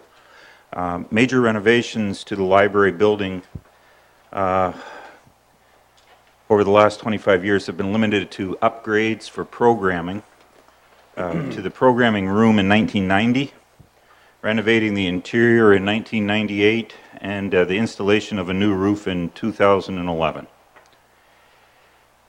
In 2006, the Essex County Library Board undertook a facility planning study of all the libraries to branches in Essex County to determine, what the library facilities required. And then not much happened. Since 2006 report, very little progress has been made with regards to building a new Leamington library. It was suggested that the primary reason was a lack of progress in the absence of financial strategy to fund a new library building. And I think that that was still something that we talked about in the last strategic planning meeting. At the time, it was estimated that the development of a new 15,000 square foot library would cost between $3 and $4 million. And based upon the data obtained in the Altus 2018 Canadian Cost Guide, a similar project today would cost between $4 and $6 million, excluding soft costs such as land acquisition and design engineering and temporary relocation expenses. So at the last at a recent strategic planning session, it was determined that given the immediate need for library improvements, the desire of council to retain the location of the library in the uptown for at least the foreseeable future, that a renovation of the existing library location should be the preferred approach. And on April 25th, 2018, a public open house was hosted at the town hall. Approximately 20 people attended the meeting to view the concepts that you can see over on the wall that were provided by PASA Associates. Response from those who attended were overwhelmingly supportive of the project. And on May 14th, Council approved the lease of the former Highcombe optical space at 230 Erie Street South for the temporary location of the library, while this one will be under renovation. The design phase for this project was completed in June of 2018, and the proposed redevelopment of the current building includes approximately an additional 1,500 square feet of space, as well as a total redesign of the interior space, including significant modern upgrades to the mechanical, electrical, and plumbing systems. In addition to these, abatement of all hazardous materials identified in the 2017 Golder Associates asbestos containing materials report will be completed. So administration has completed the tendering process for the Leamington Library renovation project. On July 11th, 2018, the municipality posted the tender documents online. PASA Associates reached out to local contractors and advised them of this project. And on July 18th, 2018, there was a mandatory site meeting at the Leamington Library. 16 contractors were in attendance. On July 26th, the municipality received 6 qualifying tender submissions and 1 disqualified tender due to a late submission. Incidentally, the late submission was not the low bid in any regard, before you ask me. The summary of the qualifying tenders are shown in Table 1, and you can see that the tenders went from a 1.65 million to the low bid of 1.34 to Vince Farrow Construction. Now, we recognize that the project was not included in the 2018 budget, as it was contemplated that funding for the project would be comprised of funds from the remaining of the Collins estate, the 2017 budget surplus, which council approved, I believe, last meeting, of $500,000, and contingency funds.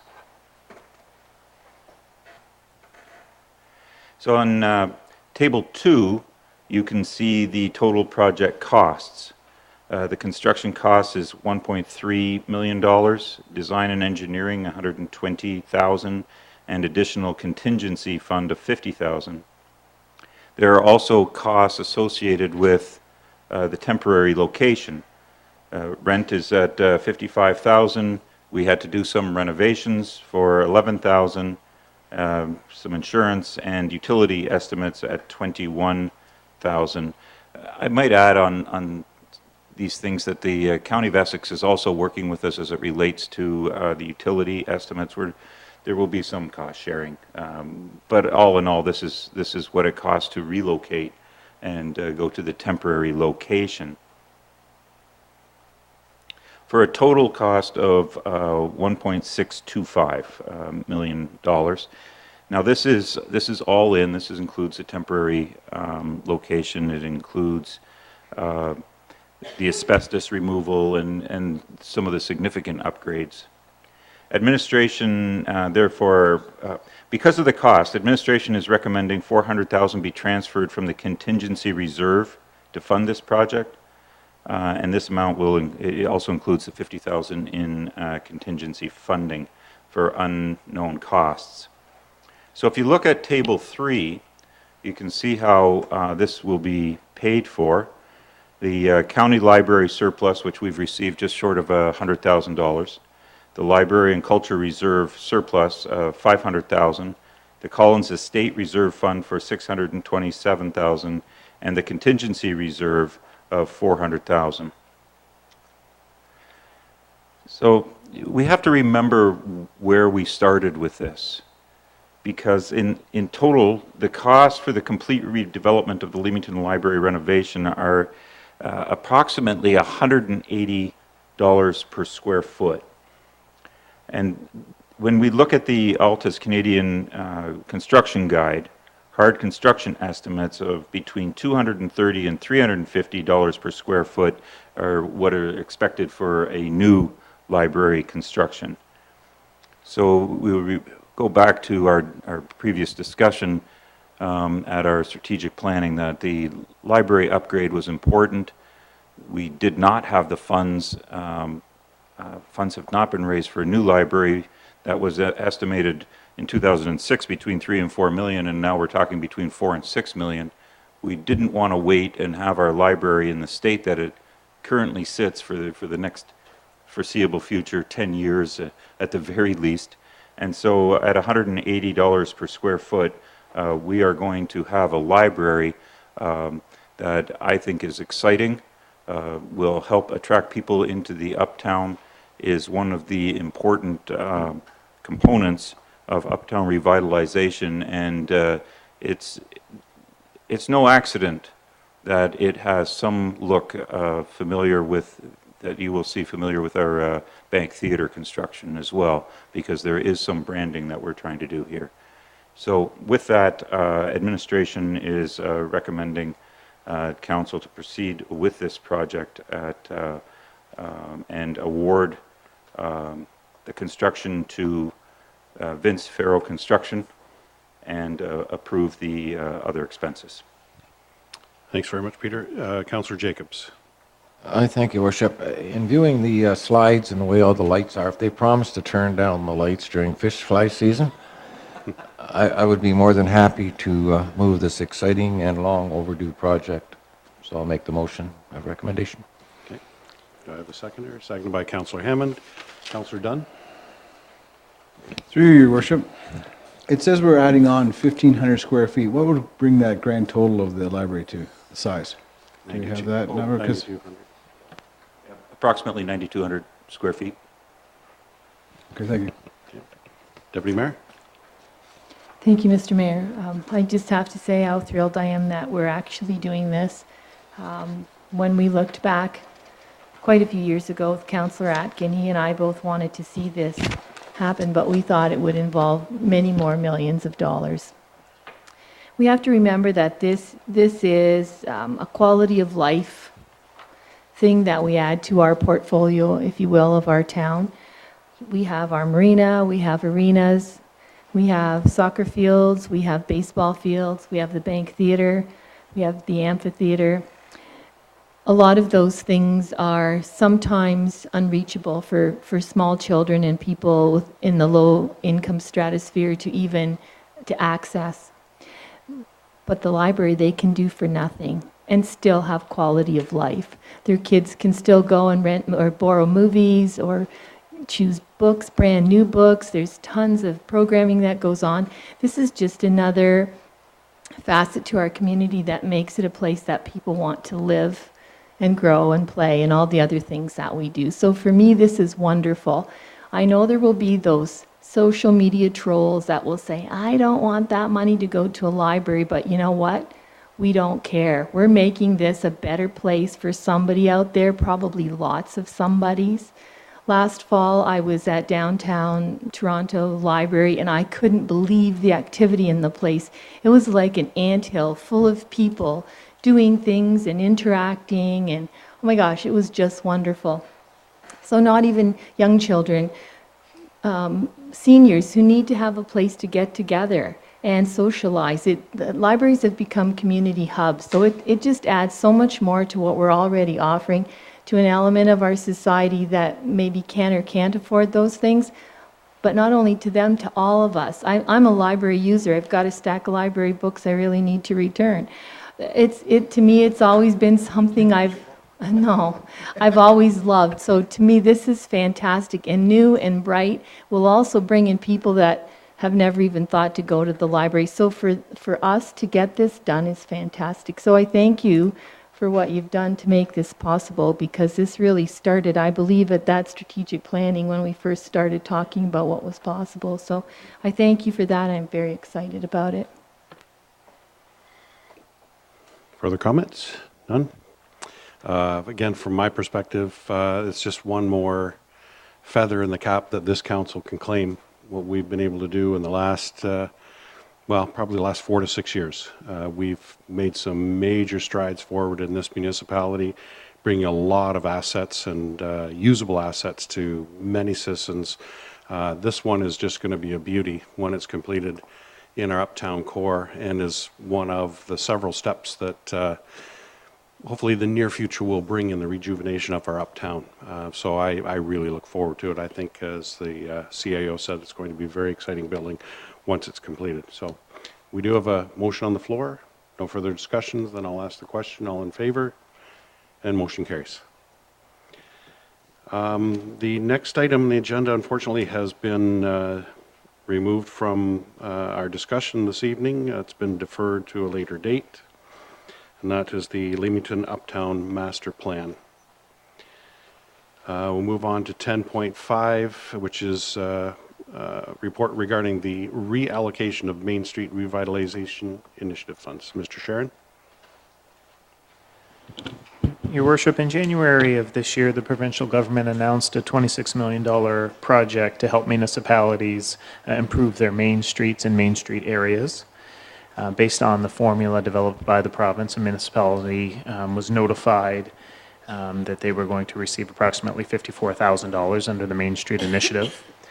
In June of this year, administration brought a report to council, described this program to council, and suggested that the funds be used for the Mill Street Revitalization Project because it was an eligible project under that program. In July, so the following month, administration brought a report to award the Mill Street Reconstruction Project and included a financial strategy with that report that failed to include this $54,000. So that was an omission. Frankly, I was involved in writing that report. We simply omitted that as a funding source. Coincidentally, we have this other matter that we've been dealing with our Sun Parlor Players Group and the Bank Theatre, and that is the fact that the theater currently is not accessible into the building because there's approximately a 4-inch step up into the building. And in order to make this, and the entire main floor of the theater is being designed and built to be fully accessible, but we have this issue with the entrance.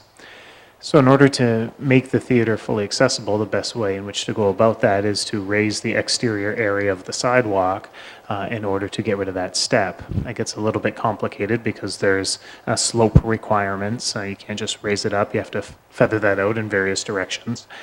So that would result in quite a large area of the sidewalk having to be tore out and reconstructed in order to get rid of that step.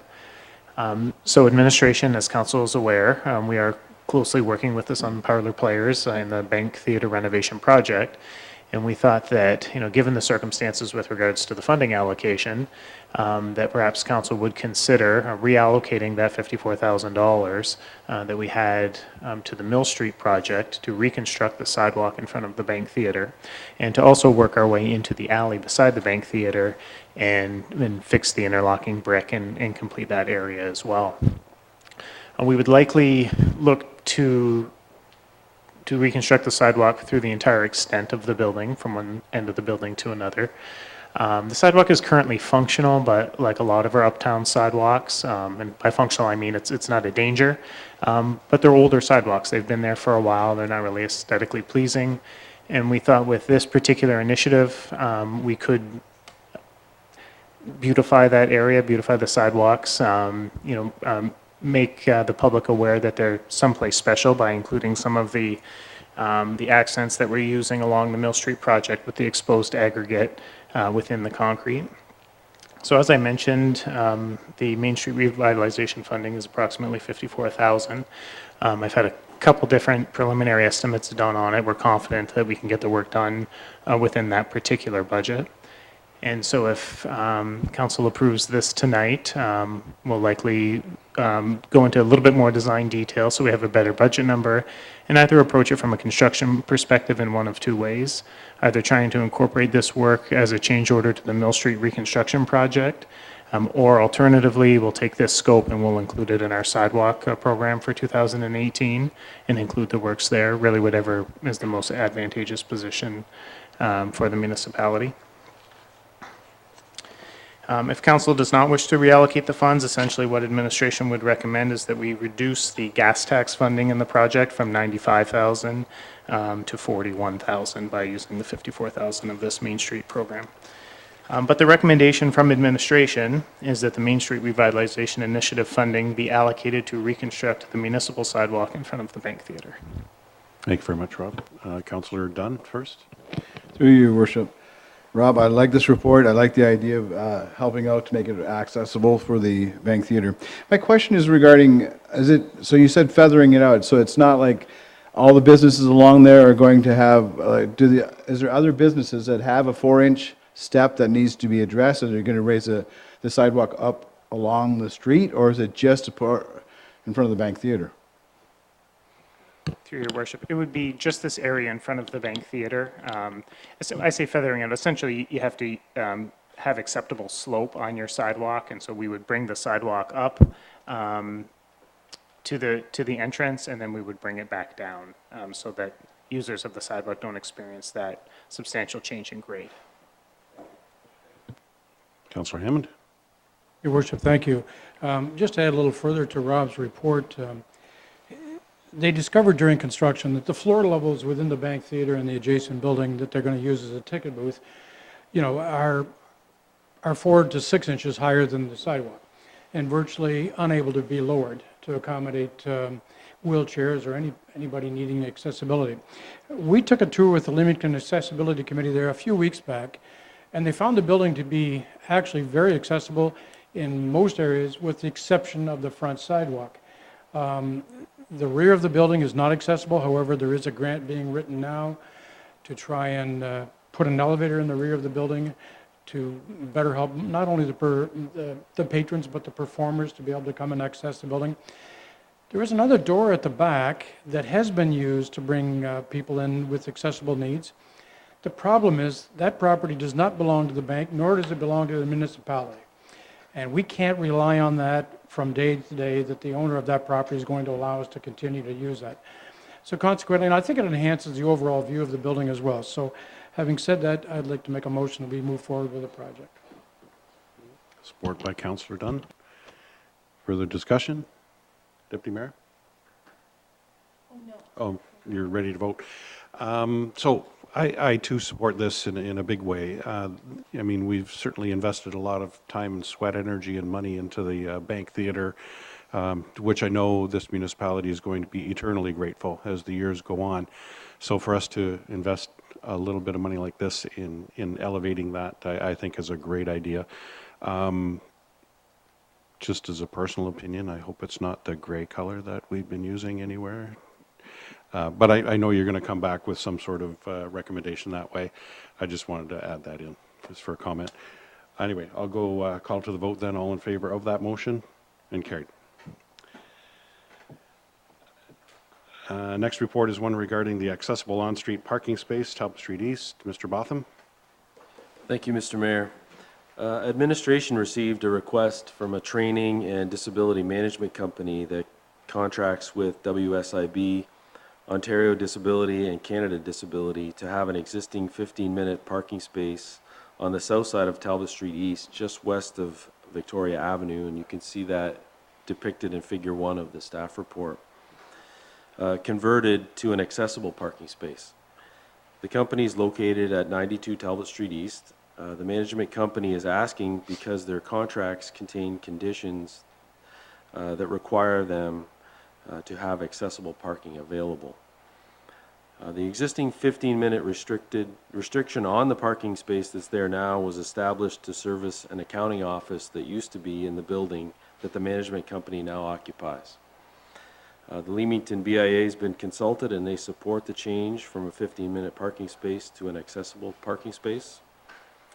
Currently, the only other on-street accessible parking space on Talbot Street East is located on the south side nearer to Erie Street. The work itself would be straightforward and would involve simply changing the current 15-minute parking signs to accessible parking signs and on those same posts.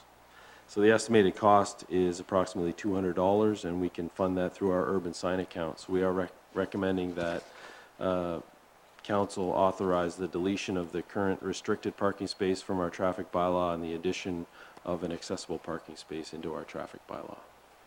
Okay, thank you very much. Moved by Councillor Jacobs, support by Councillor Wilkinson. Alan, quick question. There's no time limit on this accessible parking spot, though? It should follow our current bylaw. So for the parking in 2 hour, downtown. okay, thanks. Further discussion on the motion? All in favor? Carried. Next report is one regarding the East Marsh Drainage Scheme. Ms. Marentet?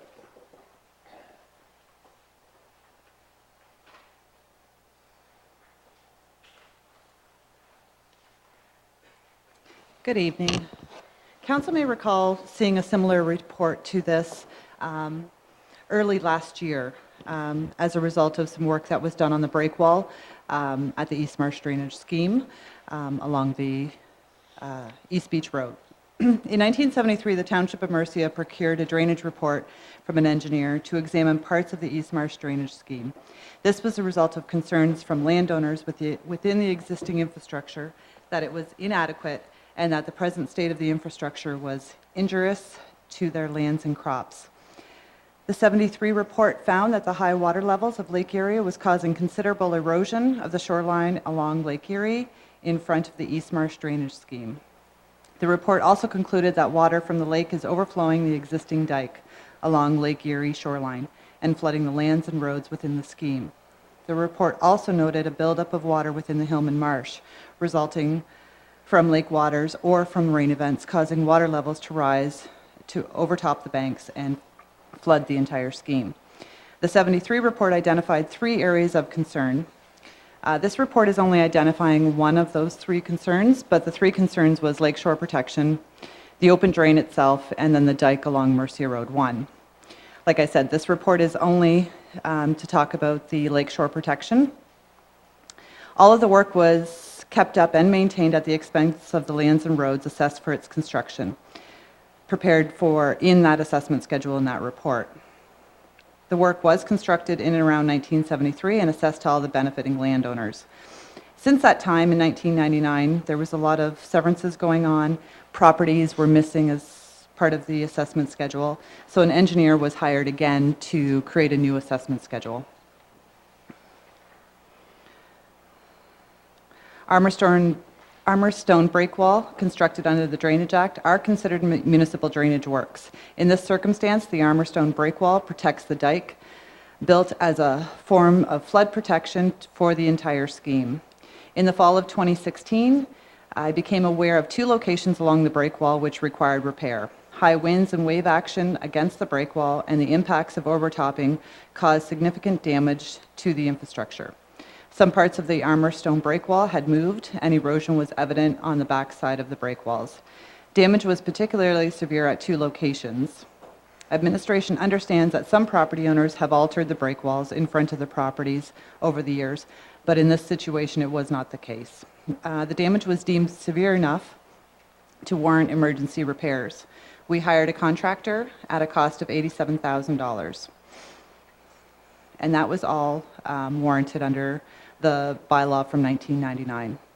As a result, landowner concerns, administration reviewed options available to council back in 2017, but we need to remember that the infrastructure was built under the Drainage Act, and this legally compels the municipality to respond and act in a certain manner.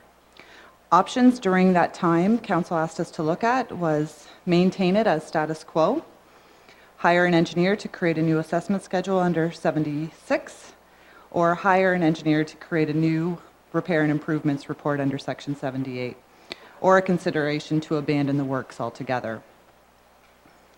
The cost of any new report under the Drainage Act would be charged to the drainage scheme based on the new report.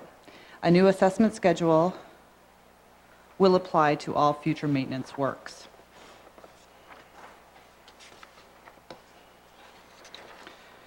Since April of 2018, the municipality has received several requests from lakefront homeowners requesting that the break walls be repaired to prevent any future flooding. The 2 repairs in 2017 were small in nature and cost over $40,000 each. The lakefront homes that received the armor stone only paid $130 for that break wall, and the agricultural lands and the road authority paid the remainder of the costs. It is logical to conclude that lakefront properties has more of a loss during a storm event than the road and the farm, and should therefore pay a higher rate than what is noted in the existing assessment schedule. However, this can only be determined by a drainage engineer. Currently, there are 56 lakefront parcels along East Beach Road within the drainage scheme. Administration has reviewed the options that were presented to Council in 2017 and are now recommending a new assessment schedule under Section 76 of the Drainage Act. It is expected that the new assessment schedule will either produce a similar result of the existing assessment schedule or shift a higher burden of the shared costs of the breakwall to the waterfront homes. Waterfront homes have increased in value and size, and therefore it may be determined that the breakwall now provides a greater benefit to the homes than compared to the farmlands. The method of maintenance required due to the buildup nature of the area may also be a factor, as much of the work must now be conducted from a barge, because there is a lot of obstructions in the way along the lakefront. At a minimum, the new assessment schedule will provide an up-to-date document that can be used to assess future costs when repairs are required. Administration will not complete any further work on the walls until this report is completed and adopted by Council. This project is not included in the 2018 drainage budget, but the cost will be assessed back to the landowners and the roads within the drainage scheme. We are asking Council tonight to appoint Root Engineering to prepare this report under Section 76 of the Act. Thank you, Luann. Questions? Councillor Verbicki. Where the mayor, through you, Luann, in your professional opinion, how would you base a homeowner on granting them the price they pay for benefiting the Armorstone? Like you say, $130 now. If it does change, how would you base that on frontage? Are we going to do this on value?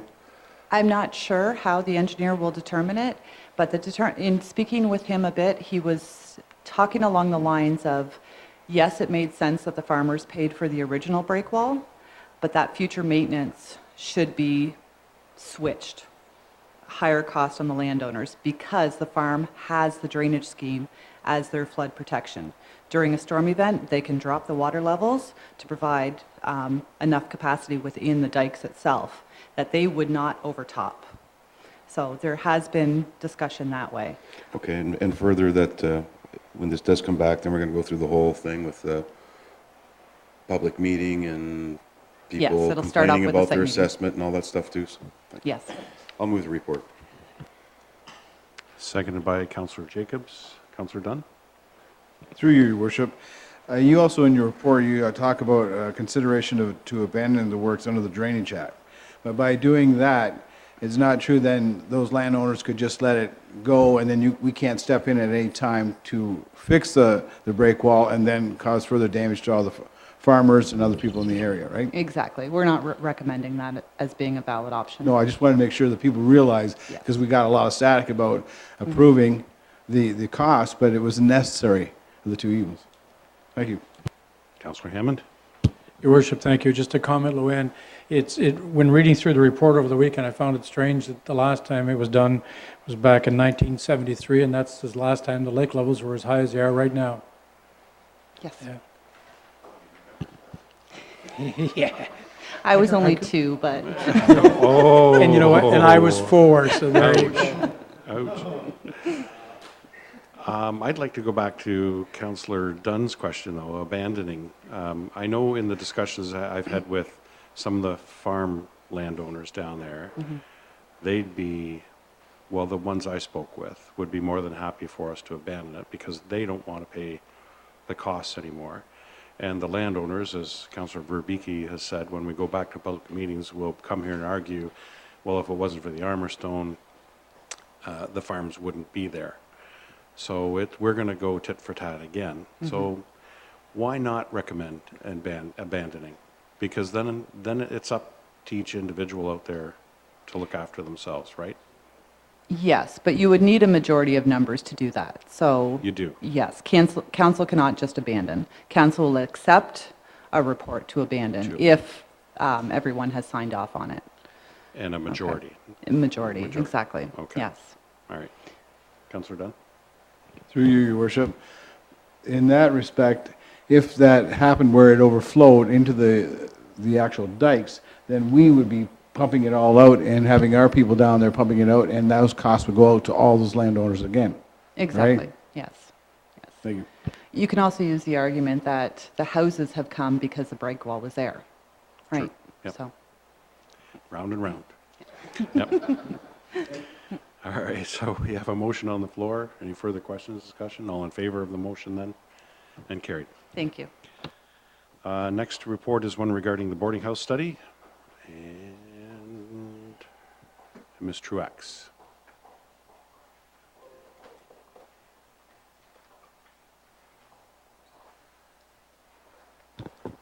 Thank you, Mayor Patterson, members of council. The report before you this evening is to provide follow-up information regarding the boarding house study, which was prepared by Jones Consulting Group. That entire study was provided to council at the regular meeting on May 28th of this year. At that time, council requested that further consultation with key study holders be undertaken and that further information regarding the resources required to move forward with the recommendations of the study be provided to council. So just a little bit of background, what was previously presented to council. The study identified that boarding houses are considered a form of housing that allows for the accommodation of multiple individuals in one dwelling living separately, and that they're present in many forms throughout Leamington. This type of housing generally appears in two forms. First, as converted existing single detached dwellings located both in the settlement areas and in the agricultural areas, and secondly, as what we commonly know as a bunkhouse in the agricultural area. Currently, neither the official plan or zoning bylaw contain policies or regulations to allow for this type of housing.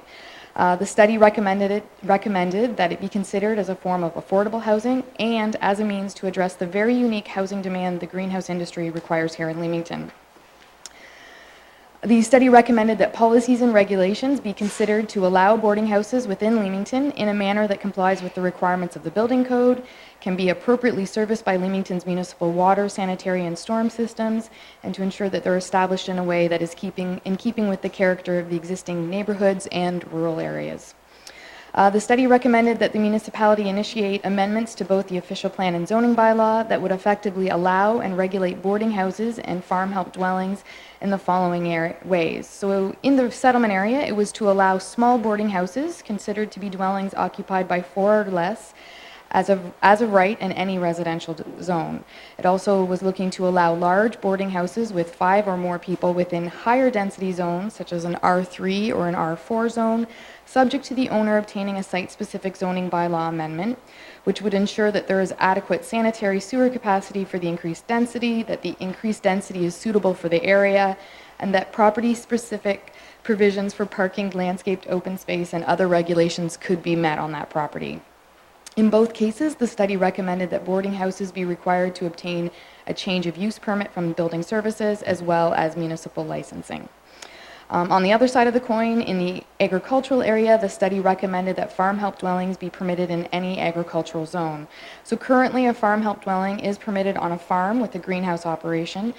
Historically, we would see this on a greenhouse operation. They would construct one or more bunkhouses, and they may as well also convert the existing dwelling on that same farm for workers. The study included recommendations that would allow dwellings on residential lots on severed residential lots in the agricultural area to be converted for use as farm help dwellings, and that farm help dwellings could be constructed on farms greater than 0.8 hectares, which did not contain greenhouses. Again, under both of these scenarios, an owner would be required to obtain a change of use permit or building permit, as well as municipal licensing to permit the construction or use of dwellings as farm help dwellings. So throughout July, administration did meet with the key study stakeholders. We met to review the concepts introduced in the study to permit boarding house and farm help dwellings, to receive further input on their needs as greenhouse operators or concerns as property owners, and to discuss the suggested process to create a framework to allow for boarding houses and increased opportunities for farm help dwellings. Council has been provided with a summary of the general acknowledgements that were made as part of that consultation with the stakeholders who presented at that meeting in May. In general, it was acknowledged through our discussions that there is a need to establish a framework to allow boarding houses within Leamington, and that the specific details of any proposed official plan amendment or zoning bylaw amendment to be considered by council could be further refined during the legislated consultation process under the Planning Act. The discussions also provided insight to administration on the timelines and requirements specific to how growers acquire housing for the international workforce under the federal agricultural worker programs. Additionally, administration received a general feedback from the stakeholders on how to address the large number of existing dwellings that are currently being used as boarding houses or farm help dwellings. This discussion with the stakeholders also covered the expected type of upgrades that could be required to obtain a change of use permit to ensure that fire safety and building code requirements are met in all the dwellings that are currently being used. The study recommends that amendments to the official plan and zoning bylaw be prepared by the municipality to establish the framework or the rules for allowing boarding houses and farm help dwellings, including criteria to consider site-specific zoning amendments for large boarding houses. It also recommends that a municipal licensing bylaw be developed. In order to determine whether the recommendations are appropriate approaches to allow and regulate boarding houses, Council has requested further information on the resources required to implement the recommendations of the study. So the foundation of the framework that's presented in the study would require that an official plan and a zoning bylaw amendment be drafted and presented as part of the public consultation. This step is to be completed as part of the study. It's to be completed by Jones. Administration is seeking direction to initiate the legislated requirements under the OPA and the ZBA process. And feel that the final official plan policies and regulations could be presented at the last meeting of September. If Council supported the amendments, just to let Council know that this is something that does require the County of Essex consultation and approval for final approval, and then of course under the Planning Act there's always an appeal period. Once we do have that framework established in our official plan, small boarding houses would be permitted as of right, large would require a site-specific zoning bylaw amendment, and that would be the responsibility of the property owners to obtain that, to allow for the property to be used that way.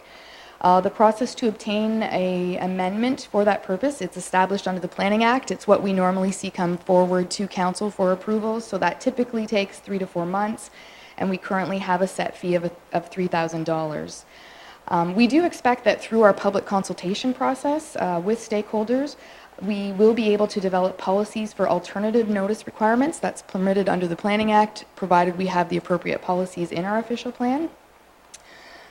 It is also anticipated that greater flexibility in the agricultural area will lessen the demand for the conversions of dwellings in the settlement area.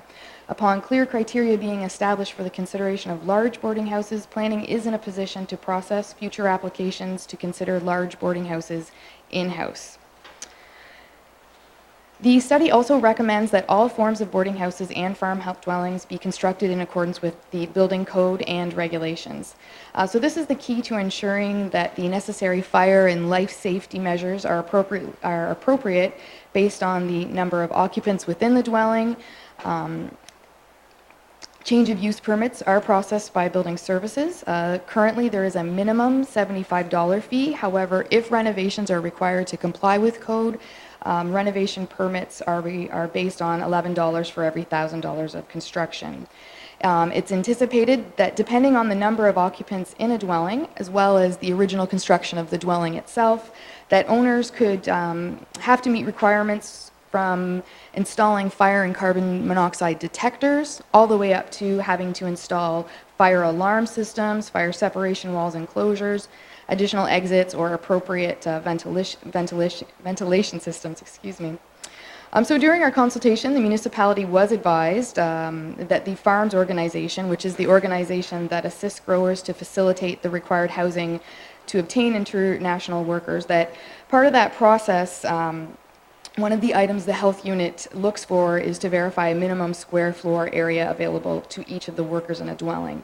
The significance of the change of use permit is that we will ensure that that area being used to accommodate the workers has been constructed for that purpose. And the example I'd like to use is to say that a basement can accommodate a certain number of workers based on a floor area.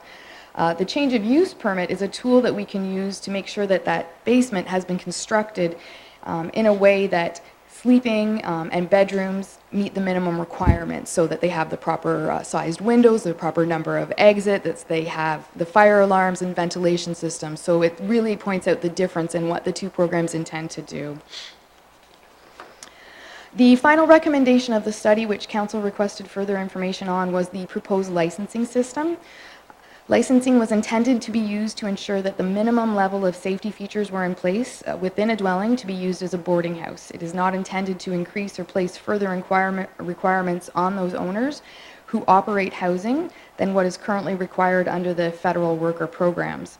After discussion with the key study stakeholders, administration does not anticipate that there would be a need to license those dwellings used for farm help accommodation upon health unit inspections and approvals, as well as the appropriate building permits being in place.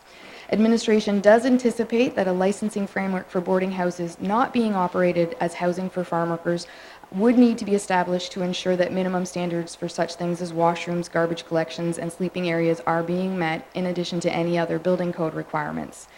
It's anticipated that further input on that approach to licensing could be obtained from both the agricultural industry as well as property owners during the public consultation process for the consideration of the official plan and zoning bylaw amendments. If a licensing framework were to be introduced as a way to manage boarding houses, it will require that a bylaw be drafted and presented to Council for consideration, that the necessary internal forms and procedures be created, and that a fee be established. Council has been provided with what the fee could be for an application and renewal fee within the report. At this time, the exact number of boarding houses in Leamington is not known. However, Legal and Legislative Services has contemplated that the bylaw may be undertaken in-house with current staff. In conclusion, administration is not seeking approval of any of the policy or regulatory frameworks or recommendations this evening. Administration is seeking council direction to draft amendments to the official plan and zoning bylaw based on the recommendations within the boarding house study, which has been prepared by Jones Consulting Group, to initiate the legislative public consultation with the general public and the key stakeholders, and upon receiving further input from stakeholders, that the revised and final OP policies and zoning regulations be prepared for council's consideration and adoption at a future legislated meeting. Thank you very much. Questions from council? Councilor Verbicki? Through the mayor, thanks. So I guess Danielle, the people who use these, I guess boarding houses, I don't like that term either, they still have a couple more chances here yet. They have the public meeting and, public open house, and that date's set in stone already? Okay. And then after that, then they'll have the public meeting before a bylaw is passed? Correct. Now, does that bylaw go into effect then, or does it have to go into our official plan before anything? So as proposed, it's that we will complete an official plan amendment. That'll lay out the policies, and then concurrently we'll do the zoning bylaw. We typically word them so that the provisions of the zoning bylaw don't come into effect until the county has approved the official plan amendment and the appeal period is over. Then the boarding houses or farm help dwellings would be permitted. Councilor Wilkinson? Thank you, Worship. And thank you, Danielle. I think this whole policy building thing has been a really good example of how, we're open-minded when it comes to the give and take with the stakeholders and the experts out there, that we're willing to go back and, taking our kick at the can with this. One definition, though, that I'm looking at that both Mr. Savini and Mr. Ricci and Jackie put in here was where they said, suggests that terminology used regarding dwellings used to host farm help dwellings within the settlement area be reconsidered. What do they mean by that? Why did they both mention that? Yeah. So in discussion with those stakeholders, they identified that perhaps they're not a boarding house when they're in the settlement area if they're housing farm help in that location. I think it was noted at the previous meeting, we can't people zone. So if the structure can accommodate a number of people living individually, it's what we would consider a boarding house. However, in our consultation, we did note that, and we had agreed that we would consider alternative terminology that would effectively get the same thing. That was something that Ms. Lasleen said that she would like to participate in that consultation for. Councillor Hammond. Your Worship, thank you. Danielle, I've got 2 or 3 questions, if you don't mind. Referencing again the comments made by Mr. Savini and Mr. Ricci, they both indicated too that dwellings existing prior to November of 2016 don't have to conform to the status. Now, what exactly does that mean in terms of, is that a form of protection around the ones that are currently here? So in discussion, we note that all of the, what may be existing was not currently permitted. So boarding houses are currently defined, but they're not allowed anywhere. So we have a number of units that are on the list that have been provided by the health unit. So we know that workers are being housed in that location. And Mr. Cervini and Mr. Ricci indicated that that's a huge undertaking. So one of the issues are whether or not it would need to go through a zoning amendment process to allow them, or alternatively, they would exist as non-conforming. So you're there, you're allowed to be there, there's some limitations with respect to what you can do to it. However, it was my taking from that, though, that they did agree that they would be willing to get the change of use permit and then consider the zone, which is really the key. We want those measures in place, as well as licensing if necessary. Yeah, exactly. And I guess to my point, that's what I was thinking about, was change of use with respect to whether or not they're going to have to upgrade fire alarms and all of those things. So they will be under some form of guidelines with respect to the ones that are already here, following under some kind of criteria for safety measures. Thank you. And the other question I have is, in here it indicated that you rely on the health unit giving the information. If you don't receive that information from the health unit, and if no licensing is required, how do we identify those houses? What method can we use?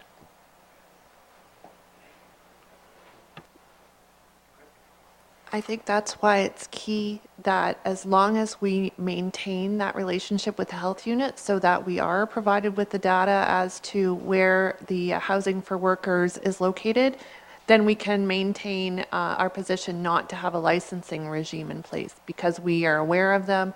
We're provided with that data. We know they've been approved by the health unit to exist, and we can follow up with any change of use permit that might be required. If we don't receive that data, then the only way we would know that there's a worker housing located within our settlement area or even outside of the settlement area on the farm in the agricultural area is through either reporting by the actual owner or through our bylaw enforcement through receiving a complaint or a request for service.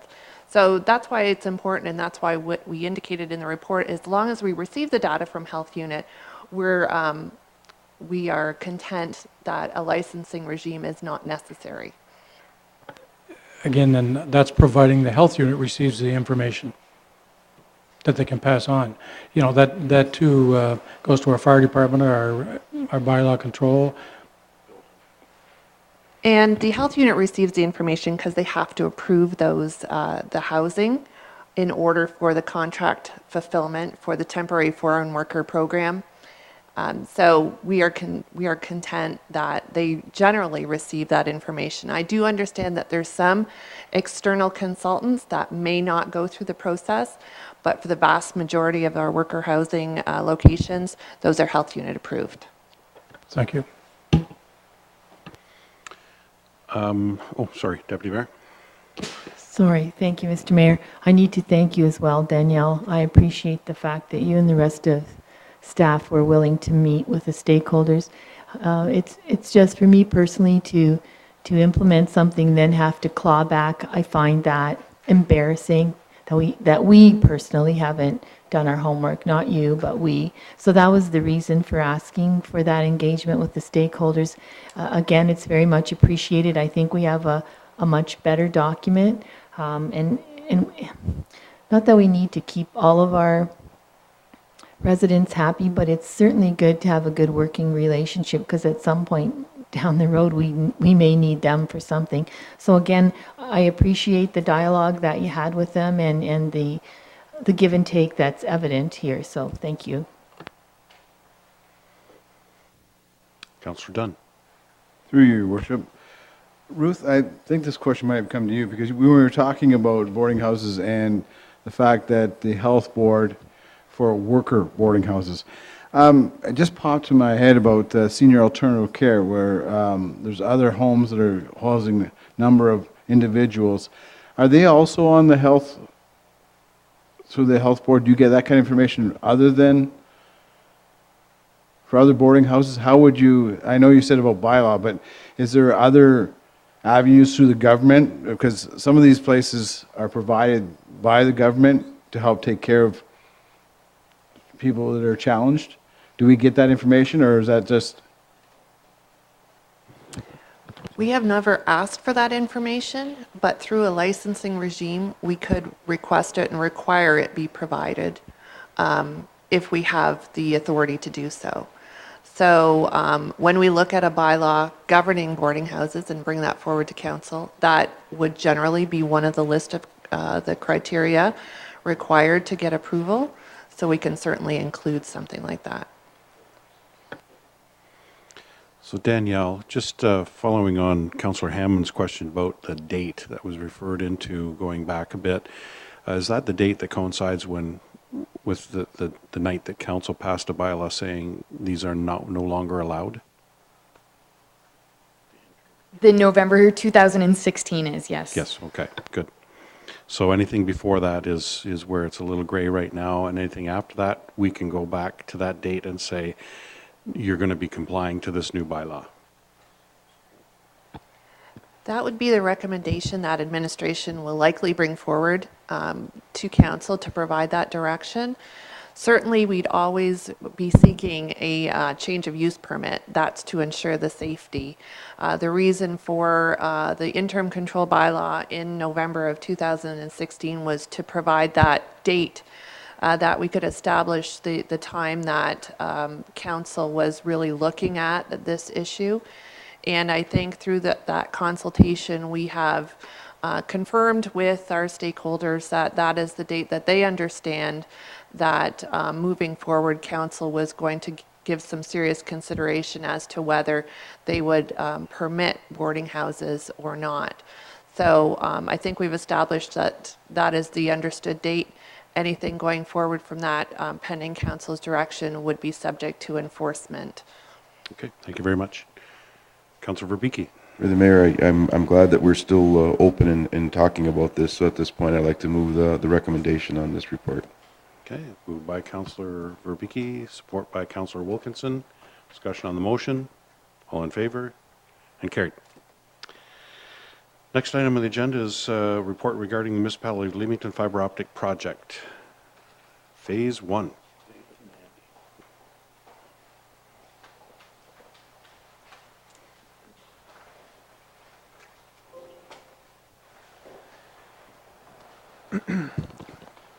Thanks, Mayor Patterson, members of council.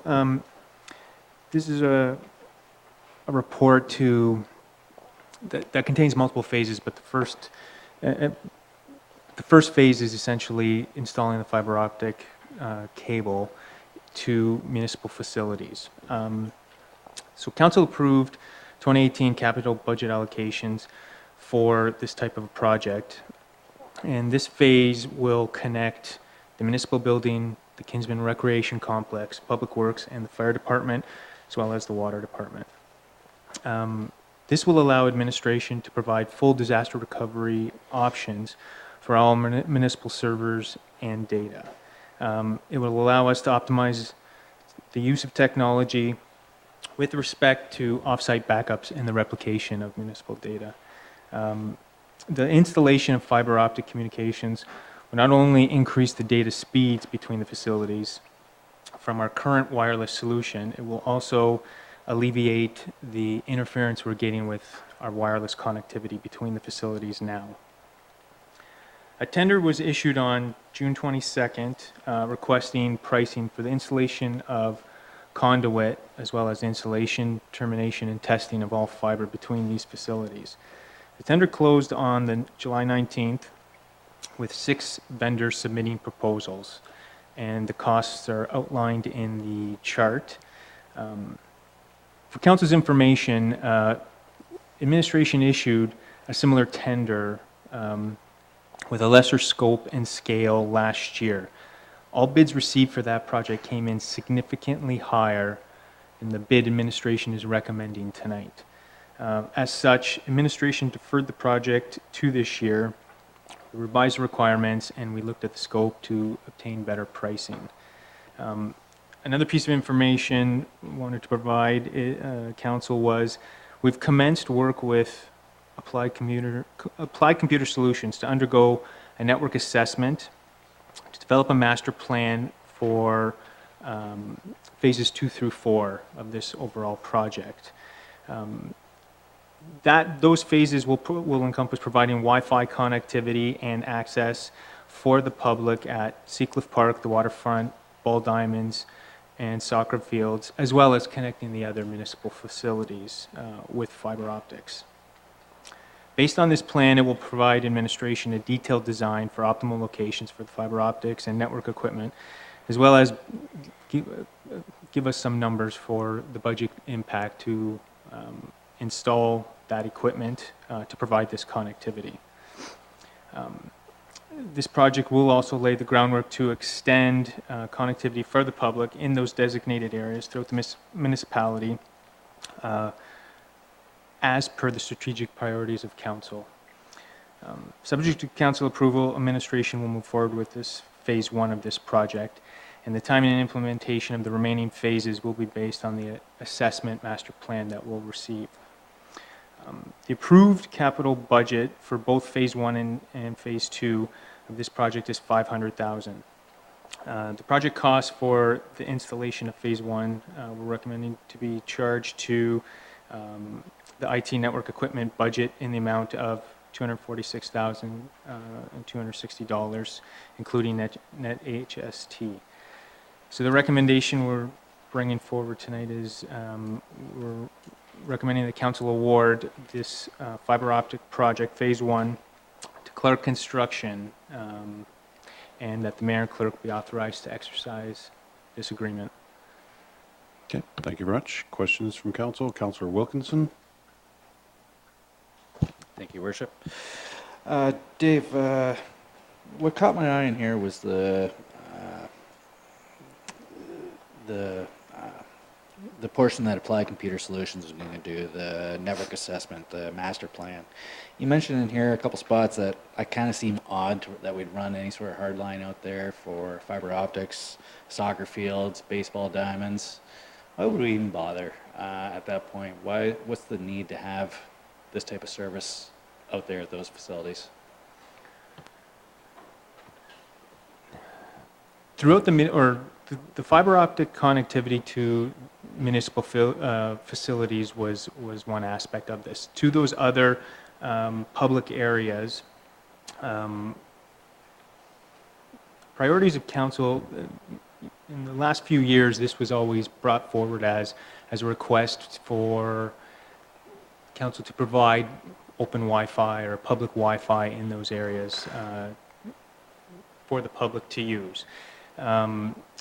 When we looked at, or when administration looked at connecting the facilities, municipal facilities, we looked at, can we run lines and go through certain public areas like Seacliff Park, the waterfront, through the promenade and whatnot, to provide that access and just tie into the connectivity we were already doing between the facilities.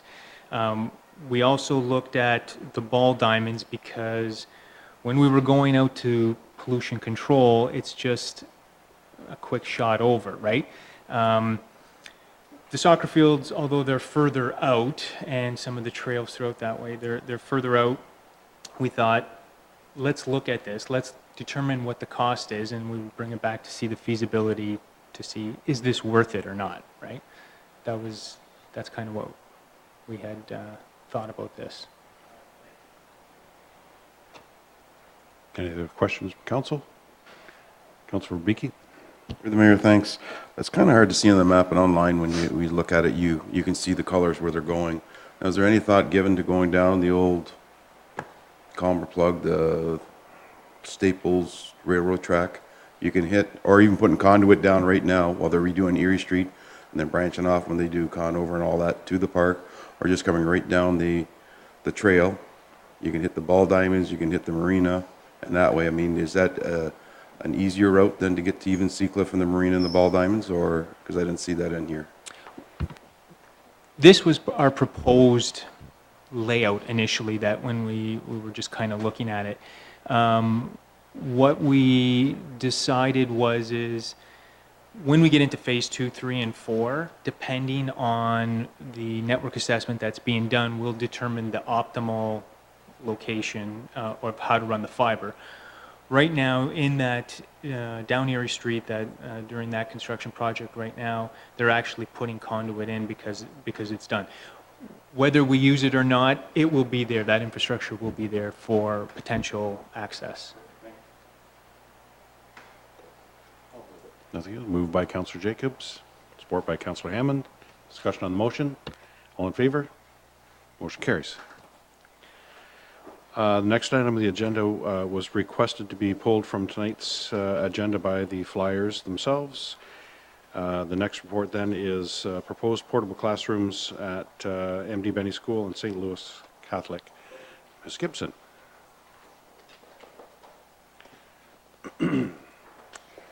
Good evening.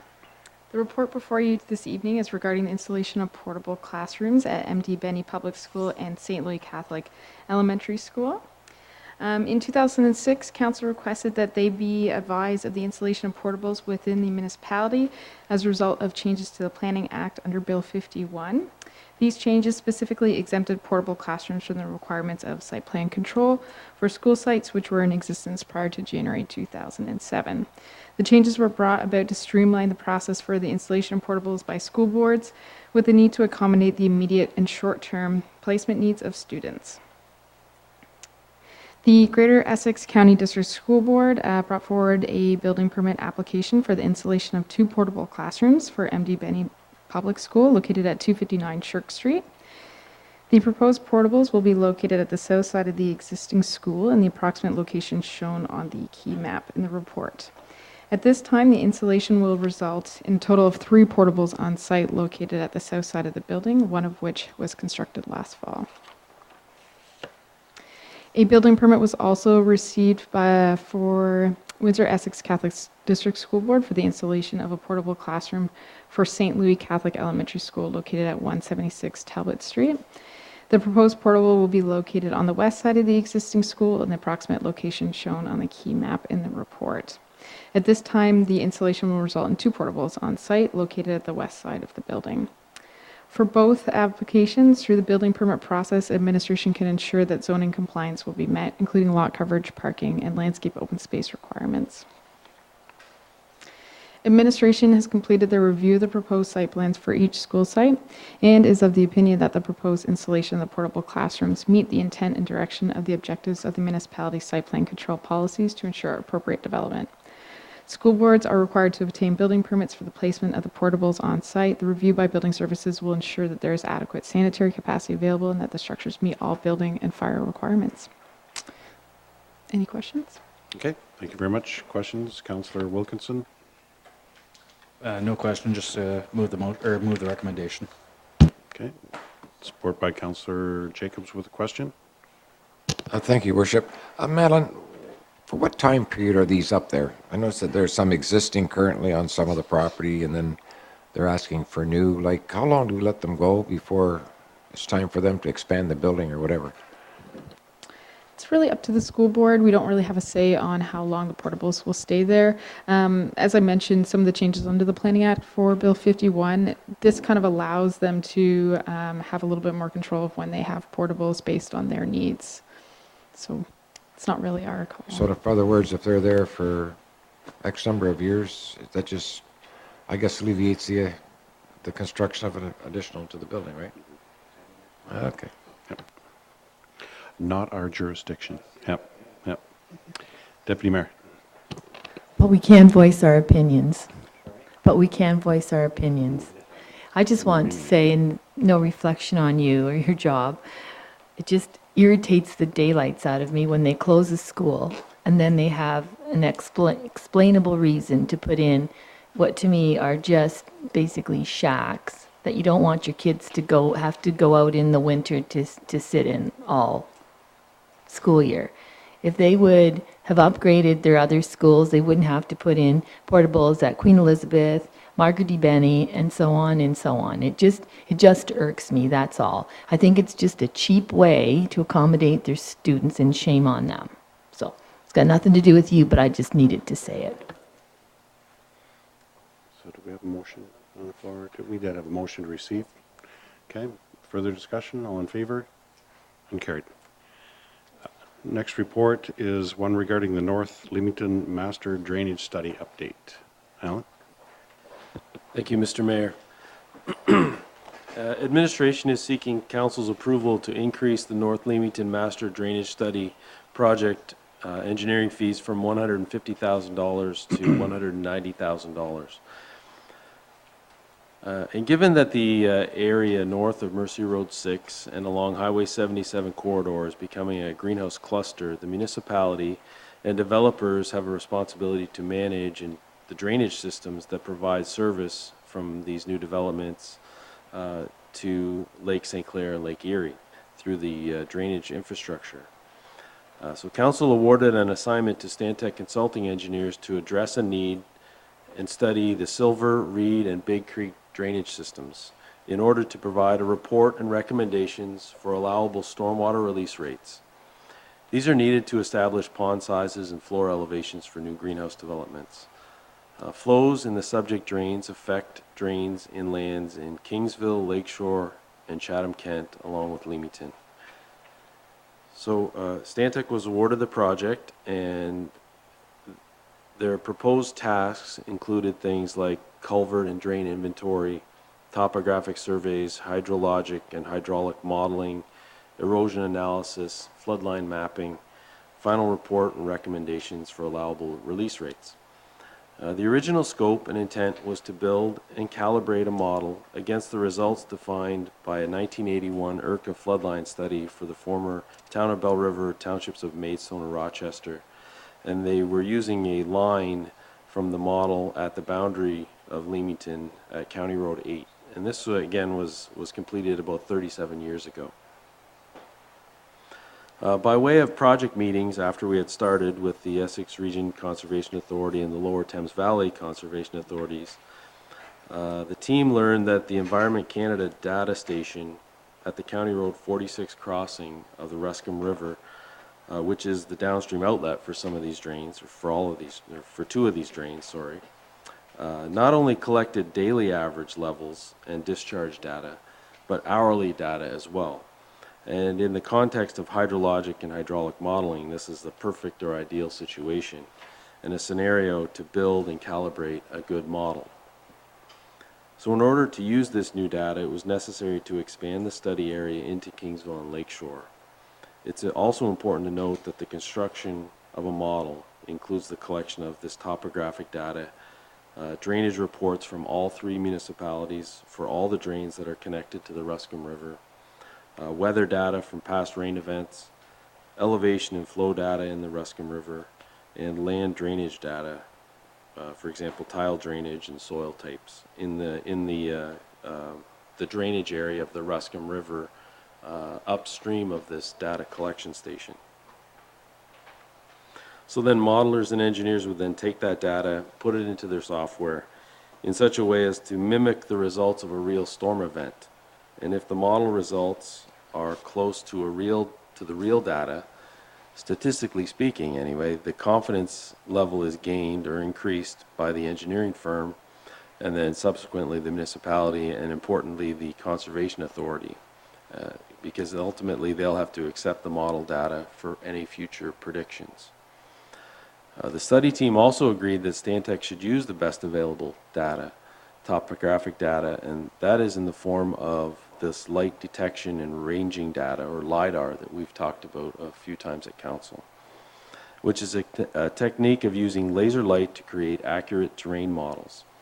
So nearer to the outset of the assignment, LiDAR was to become available from the Ministry of Natural Resources and Forestry by way of a recent aerial mapping exercise. The team anticipated receipt of this data in December of 2017. It did not arrive until March of 2018. In addition to the extended effort in creating confident model, Stantec was also tasked to create an interim memo to examine the technical requirements at a specific development site that was already in the queue for development within Leamington, greenhouse development. So this task of required increased time and effort and the redirection of some of Stantec's resources to get us this interim memo. Stantec is currently working on another interim memo to address 5 additional greenhouse developments. This interim memo is to be delivered mid-August of this year, and in fact I was corresponding with them today, and I expect it by the end of the day tomorrow. The draft report and model are anticipated in October of 2018, and this must be then reviewed by the municipality and both the Essex Region and Lower Thames Conservation Authorities. Stantec has incurred additional costs to complete the noted works, and the scope has grown in effort and complexity. Administration has negotiated down the increased fee that was requested by the consultant, and it is our opinion that the additional fees as recommended are justified. The North Leamington Master Drainage Study is being fully funded from fees charged to greenhouse developments in the area. The original budget approved by Council in 2017 was $150,000, funded from the engineering reserve, an additional $40,000 to complete the additional work on the assignment and provide the interim memos for greenhouse developments will bring the total cost of the project to $190,000. Council did establish a stormwater management fee of $1,000 per growing acre for greenhouse development in the study area to pay for this study, and the fee was added to our user fee bylaw. To date, the municipality has collected just over $57,000 from 2 greenhouse developments, and there are an additional $37,000 in fees to be charged in the next 2 development proposals that are currently under review. This represents approximately 94 acres of growing area, and at this rate, the study will be fully funded by the developments in a 2 to 3 year window. So we are recommending that Council approve an additional expenditure of $40,000 toward the North Leamington Master Drainage Study. Thanks, Alan. Councillor Jacobs. Thank you, Worship. Alan, your comment is that there was 2 previously memos were issued so that they could go ahead with construction, and you've got, looks like 5 in the queue currently. Now, with this additional work that's going on, what's going to be the delays for these guys? I know that they have like to get building permits so they can go ahead and move forward. I know that some of them are out there that were delayed substantially, I guess a couple on 77. That resulted in a huge financial loss for them. Like, what are we doing so that don't get held up like this again? Like, is this additional study going to encompass more work and more delays, or what's the outcome? To answer your question, the work is already, it's being done, and it was being done, and we still expect to have the report done in October. So it's been happening. Stantec went ahead and did the work. So by approving the expenditure, it didn't delay the work. The work was already done, and Stantec was working away at it. So they'll still deliver at the time they expect it to deliver, if that's what your question is. It's not that we are approving a fee for them to start or go ahead and start this work. They did it already. Okay, so this interim memo that you mentioned here in your report for the 5 additional greenhouse developments, I guess they're ready to go, these guys, and we're just, like, is this memo in support of moving forward, or I guess that's where my confusion lies. Okay, so the study in itself, the all-encompassing study and the model and the actual report that we get from the consultant, we expect in October. But in order for them to keep working, we're asking Stantec to look at individual sites and make comment on release rates and erosion, so that we can use that information, give that to the designer for that particular greenhouse, and then they can go ahead and make application to the Conservation Authority. So we've had one memo go out to this greenhouse grower that you referred to, and they're moving ahead with their design and waiting for their approvals. So now we have a handful in the queue, and we're going to do the same thing. This single memo will apply to all of those 5 greenhouse developments that are in the queue right now. Okay, so this, I guess, the bottom line is that this is not going to set back those guys from going ahead and constructing, because as we know, we got an explosion in greenhouse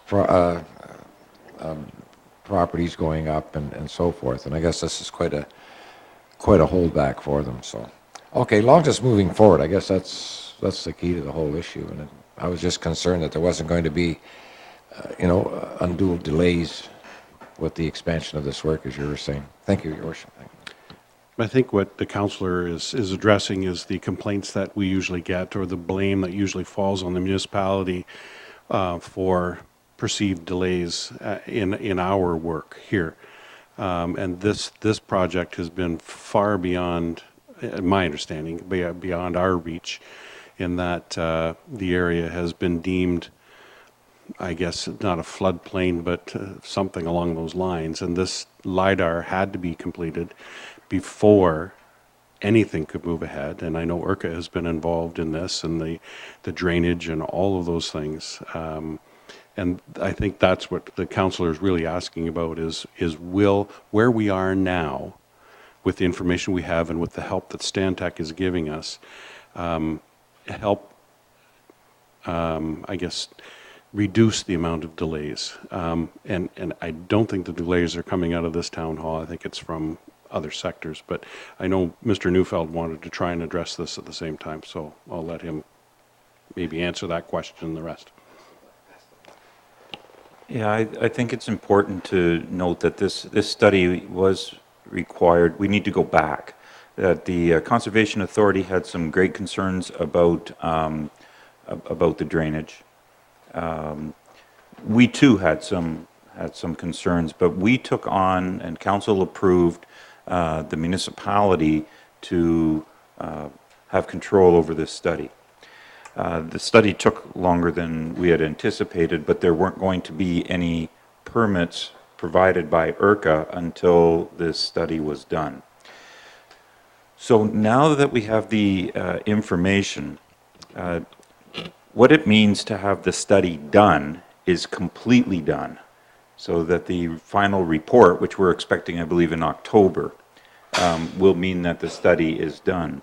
What we asked IRCA was if we have the consultant provide some technical memos with respect to those specific greenhouse operations that wanted to build, could we get their assurance that they will provide the building permit in advance of the report being completed in October? So this extra was our attempt to pull the data out of the report prior to it being completed. We had the data. We know the data is going to be used to write the report, but let's not wait until October to have these specific areas, specific greenhouse operations held up until October. And so that's what those technical memos are. And so the consultant provided a technical memo specifically to this one site so they could get moving. And that was done at, well, I would say at the request and the insistence of the municipality that, and IRCA was willing to work with us on that regard. So that's what this is about. It is to get these guys moving so that they don't lose another growing season. We are working on the technical memo for the next, I think there were 5, I think there were 5 in the queue totally. One has already been dealt with. If we go right back to the beginning, we anticipated that the original 5 or so that were in the queue were going to be dealt with even as the study was being completed. But with the large number that came forward afterwards, IRCA determined that they were not willing to move in that regard. And so it held up even the 4 or 5 that were already in the queue. It's on that basis that we went back to IRCA and said, now that we have the data, let's not hold these guys up any longer if you're satisfied with the data and the technical memo upon which you can base your approval, in other words, an engineer has put a stamp on this saying that this is appropriate, and IRCA says, okay, well, now we'll issue the permit. That's how we've been able to unplug the logjam. And IRCA is working with us on those technical memos. Councillor Berbiki? Really, Mayor, thanks. I'm on page 81, and starting from the old one, if Stantec is proposed to complete the following task, I see the former town of Bell River, the town of Maidstone, and Rochester. I see the lower Thames Valley. I see IRCA. I see Kingsville, and I see Leamington in there, and the Ruscombe River. Leamington is not mentioned one time on this page. Are we the only ones paying for this project, or are they kicking in too? Mr. Sharon? Your Worship, the plan we put together, Leamington is paying the bill, and then we're charging a development charge per growing acre on the developer. So it's actually the developers in the area that are paying for the study. Let's not forget the whole intent of this study. Those areas are not receiving greenhouse growth pressure and then the need to examine stormwater management for them. This report specifically benefits the greenhouse developers in this area because it allows those developers to have a technical study in which to design their stormwater management on their site. And when we brought this to council last year, we basically said if the municipality didn't take the lead and step forward on this, each and every developer, as they started this process, would have to go through quite a comprehensive, lengthy analysis and satisfy the Conservation Authority that their design wasn't going to cause any issues or was appropriate stormwater management. That would have been quite difficult. So while the area has to go beyond the municipal boundaries in Leamington because the drainage area has no regard for municipal boundaries, the report is for the greenhouse developers, and so that's why Leamington essentially, or Leamington greenhouse developers, are paying the bill for this study. I guess I don't know what to say to that, but it's just the idea that if they, like in order to use this new data, it was necessary to expand the study area into Kingsville and Lakeshore. I'm sure Stantec is going to use this data and charge them too, so I just want to make sure that we're getting what we pay for. I thought maybe you're going to tell me that we're flipping the bill and then they're going to, those other municipalities are going to pay us a piece of the pie, but I guess we'll never know that, so thank you. Okay, so there is a recommendation here to increase, moved by Councillor Verbicki, support by Councillor Jacobs. Discussion on the motion. All in favor? Motion carries. And we will move on then to the next report. Well, it's being deferred by request of Highbury Canco. So the next one is the report regarding the Farm Credit Canada. Mr. Neufeld. Thank you, Mr. Mayor. I received a phone call from the parent council of the Leamington District Secondary School some time ago regarding the potential for a grant.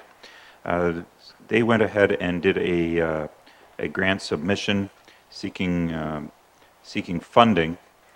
So I'll tell you how this came to be. They have to be to qualify for this farm credit application, and in order for it to work, the funding program requires a nonprofit organization, them, to partner with a municipal body, us, territorial or provincial government. The municipal body must agree to receive the contributed money and issue a receipt. So that's the extent of our involvement. So they made the application, and what they're going to use the funding for is to purchase native trees and pollinator attracting shrubs and plants to be planted around the Nature Fresh field at the LDSS. As a partner, the municipality will be required to administer the funds. Now, to be eligible for this, an organization must be raising money for a capital project, construction or upgrades to a capital area, and have a population of less than 150,000. So that's us. The fund provides donations in amounts between $5,000 and $25,000. So The construction at the field at LDSS is truly a community project, and as council is aware, Nature Fresh Farms has donated $250,000 in labor and materials towards the construction of the field, and further, the Greater Essex County District School Board is providing $250,000 for materials. Plant Products is donating $5,000 in grass seed, and $2,000 has been collected to date via school fundraising. And a private donor has contributed to the design of the facility, and a sprinkler system is being provided at cost. And Honey Electric has committed to providing electrical services as well as materials at cost for lighting and the field house. So truly, a lot of the work will be done by local contractors, and so truly a community project. The LDSS Parent Council has noted on the funding application that the Nature Fresh Fieldhouse will be completely accessible athletic facility, with seating for about 800 spectators. And the plants to be purchased with the funds will provide shade for spectators and add to the biodiversity of our community. So as you can see, the financial impact really is just staff time to administer the funds, maintain financial records, ensuring that funding is only used for the intended project. So there is really no other financial impact on the municipality. Councillor Jacobs. Thank you, Worship. I'd like to take a page from the Deputy Mayor's comment and say, shame on them too, because when they built this multi-million-dollar school, and here we are, our local entrepreneurs are funding a field house to supply to this school. So, if I may, Deputy Mayor, shame on them. Thank you. Actually, I was going to compliment them for for stepping forward because. No, I'm the school board, I know. And originally, you know, having spent so much time with the principal there over this whole, and the Parent Teachers Association over this whole project, you know, they fought like heck. And the school board basically said, this is how much money we've got. And that's where they left it. So when I read this report tonight, I was going to say thank you to the school board for coming up with 250 grand, because they weren't really allocating anything towards it. And I mean, really, we should be thanking Peter Quiring and Plant Products and all of these people who are, you know, stepping forward for our municipality, for our kids. And it is awesome. I'm really happy to see it. So there is a recommendation before council, and Deputy Mayor moves, support by Councillor Dunn. Discussion on the motion. All in favor? And carried. There are matters for approval. The minutes of the Leamington Municipal Heritage Advisory Committee held June 27th. Looking for mover and seconder, Councillor Verbeke, Councillor Dunn. Discussion on the motion. All in favor? And carried. Other matters for consideration. Correspondence dated August 7th, received from Hydro One Networks. Mr. Neufeld. Yes, thank you, Mr. Mayor. This correspondence came out of a meeting that we had with Hydro One a couple of weeks ago, maybe not quite a couple of weeks ago, but they are coming to us to, and this is serving as notice, that they are going to be expanding the TS station out on the 6th concession, putting in phase 2. So really what this is about is that there are obviously going to be people out and about measuring and putting flags in the grounds and that sort of thing. So obviously municipality may and council may be receiving calls about what's going on. What's going on is that it is phase 2 of the transformer station is being located on the same site as the phase 1. It just to the south of phase 1, so it's still on the same parcel, right on the 6th concession. So really, that's what this is about. And you know, during our meeting, we asked questions similar to saying, well, if the TS is, I understand it is already fully subscribed, and their answer was yes, it is. And so then we said, well, when is phase 3 coming? And they said, well, we'll probably be back to talk to you before the end of the year. They're anticipating over 1,000 megawatt increase in hydro usage in the next 5 years in Leamington. That's the equivalent of an addition of the city of Hamilton. So this fight that people like the mayor have been in to get the hydro line down here, you will recall, and I can recall, even before my time as the CAO, that Hydro One really was taking the position, well, we don't know that it's warranted. We don't know if it's necessary. We'll wait until it's required. Well, they're singing a different tune now, and we anticipate that Phase 3 will be coming before us soon. But for tonight's purposes, this correspondence was just to give the municipality notice, as well as council, that there will be activity beginning, and so if you get some phone calls, that's what this is about. Yes, it is. It is, yes. Councillor Verbicki? Okay, I just want to verify they're going to be working on the trail again, possibly. So the gates will be open again, so people can say, you know, when's the trail going to be completed? I can't walk on it, or they're driving up and down there with four-wheelers. So, I mean, I did do my rounds today, and all the gates were closed, which I was very impressed. But now I guess we're going to go the other way and start opening them again. But that's progress. So I just want to, you know, let them know out there that the gates will probably be all open again, and the trails will be fixed when they're all done. Phase 3 or 4. Mr. Sharon? Your Worship, this is just a transformer station addition.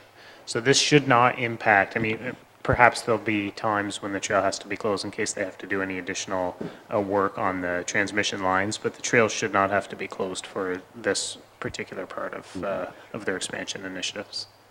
And the trails, we're in the process of working with Hydro One, you know, determining final scope of works and grades, so the trails will be open hopefully before the end of the year.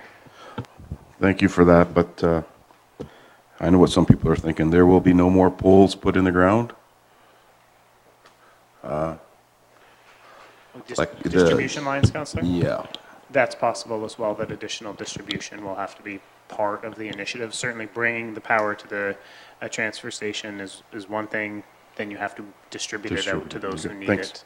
And I think if I can recall from the amount of time that I stayed in that meeting, and Mr. Neufeld can expand, they are showing other transmission lines, so heading out to different areas, so poles will be going in at some point in time. But in fairness, they are also they are designing some of it to be underground. They are taking into consideration some of the concerns that have been brought to their attention, and so there is works being done underground as well. Okay, no further questions, and we'll just move on to report on, you need a motion to receive that, or it was just information? Okay, so report on closed session. A closed meeting was held at 5 p.m. prior to the open session of council pursuant to subsection 239(2)(c) and 2(e) of the Municipal Act for the purpose of considering 3 items. The first item, which was item number 2 on the closed session agenda, confidential report LLS 5318 dated July 30th regarding expropriation of lands, 971 Point Peely Drive, Leamington, settlement offer. Council provided direction to administration with regard to the matter. The second item, which is item number 3 on the closed session agenda, confidential report CAO 0418 dated August 2nd regarding litigation waterfront lands. Council provided direction to administration with regard to the matter. The third item, which was item number 1 on the agenda, Council moved to defer the closed session item as it relates to item number 10.13 on the public agenda. Both items will be placed on an agenda for council consideration at a later date. Proper notice of the meeting was given and the meeting adjourned at 5:26 p.m. Nope, consideration of bylaws then. Bylaw 49-18 being a bylaw to appoint Andrew Baird as the Chief of the Leamington Fire Services Department for the Corporation of the Municipality of Leamington. Bylaw 50-18 being a bylaw to confirm the proceedings of the Council of the Municipality of Leamington at its meeting held August 13, 2018. Moved by Councillor Wilkinson, supported by Councillor Verbicki. Discussion on the motion. I'm sorry, questions? Yes, sir. Is the chief here now? I'll let you use your microphone. Sorry, Your Worship, if I may, has the chief assumed his duties here now, the new fire chief? Mr. Neufeld? No, he is beginning, I believe, August 23rd. But we wanted to get this out of the way so that there's clear sailing. Okay, so we have motion on the floor. All in favor? Motion carries. And so we're into notices of motion, and we're, yes, Deputy Mayor? I have a notice of motion, if I may. Okay. I voted on the prevailing side and request that council reconsider the following motion, and that is the portion of Council Resolution S-46-18 from its meeting held July 9th, 2018. That motion is, council authorize the granting of a right of first refusal to purchase the remaining vacant lands fronting on Talbot Street West, such lands being to the north of 43 Mill Street West, legally described as part of Part 1 and part of Part 2 on 12R-25674, being part of Lot 4, RP 173, to 1849650, Ontario Limited. Such right to be exercised only in the event that the municipality declares the land surplus, and in the event of the exercise of such right, such lands to be consolidated with the consolidated lands known as 43 Mill Street West. The mayor and do I have to read that part? Okay. The mayor and clerk be authorized to execute the grant of right of first refusal on the terms recommended in confidential report LLS-46-18 and in a form satisfactory to the municipality solicitor. So I do believe she needs a seconder for that notice of motion. Councillor Wilkinson, and that will be discussed at our next council meeting. Any other notices of motion? If not, then we'll move into open session. Councillor Jacobs? Thank you, Your Worship. On behalf of my wife, Donna, she just wanted me to thank everyone.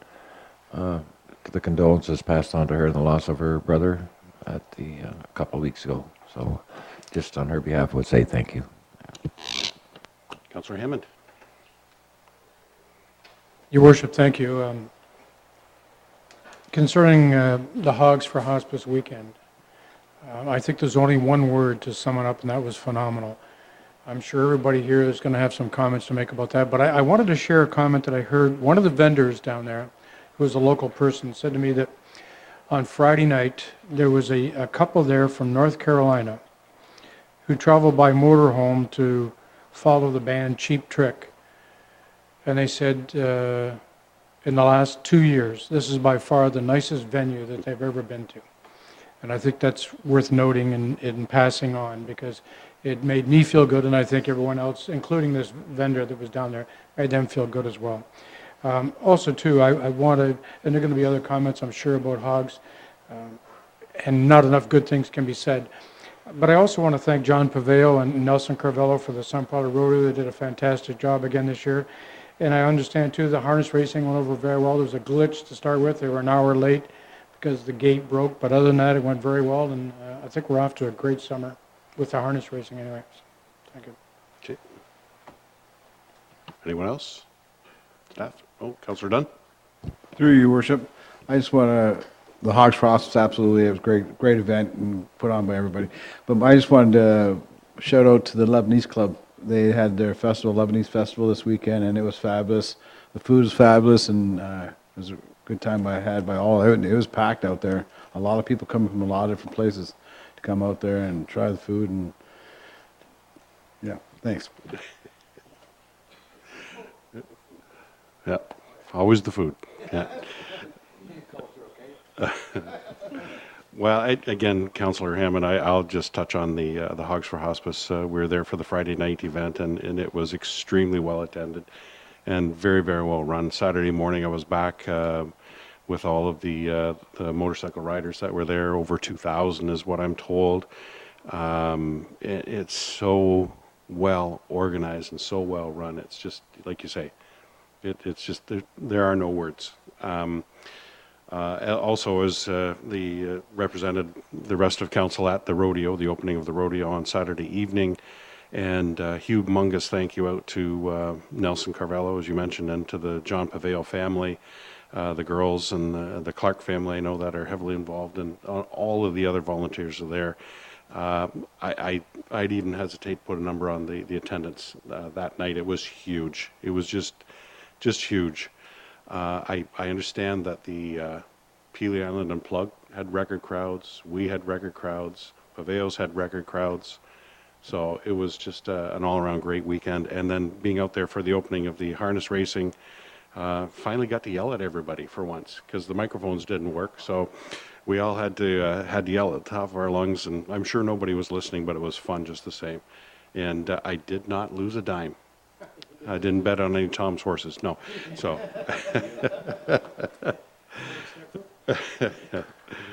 anyway, if we're all set, Councillor Jacobs?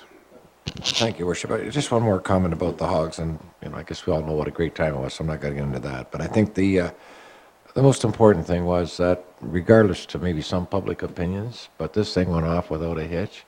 I did not hear of one comment of any, I guess, issues that resulted from that, and from the amount of individuals that were there, the amount of bikers that were there, and everything else.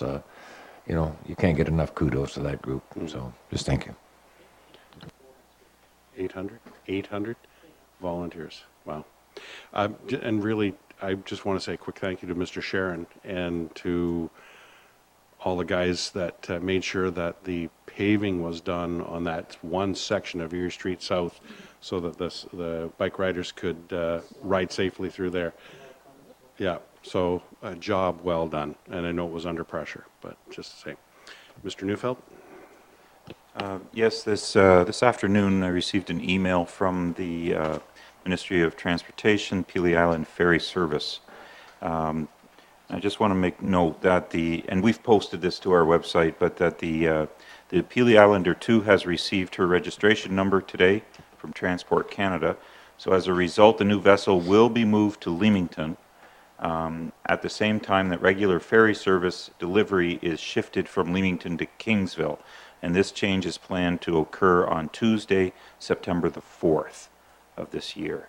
So notice of that change has gone out onto the Ontario Ferries website, also the Municipality of Leamington website. So I just wanted everybody to know that the new Pelee Islander 2 will be located in Leamington, and services will be out of Kingsville starting on September 4th, 2018. Councillor Jacobs? Thank you, Worship. Peter, are they going to have any type of a touring or official opening for this thing, or is it just going to, let's go? It got kind of blown off, at our last meeting with the ministry. Because of the change in government, their side of the funding was suspended, shall I say. So the rest of us have all just kind of said, well, we'll just wait and see what happens then. So there may be some kind of ribbon cutting, you never know, but it won't be the big show that we thought we were going to have, because we had it in 3 locations: Pelee Island, Kingsville, and Leamington. We had it all arranged, but it's not on the books now. Yeah. No. Sure. One other issue I wanted to raise for the public and for council, that we have received phone calls and emails about concerns of people diving and swimming off of the Leamington dock, especially it appears to be kids opening up the emergency gates and diving in and riding their bikes in, so on and so forth. So just so you know that we are having signs made up, no diving, no swimming, and something to put on the gates that indicate that these are emergency gates only. So just so for your information, we're taking steps to make sure that people know what activities are and are not acceptable out on our new pedestrian pier. Kids. Statement of members non-debatable? None? Then motion to adjourn. Councillor Jacobs? Councillor Hammond, all in favor? And Carried.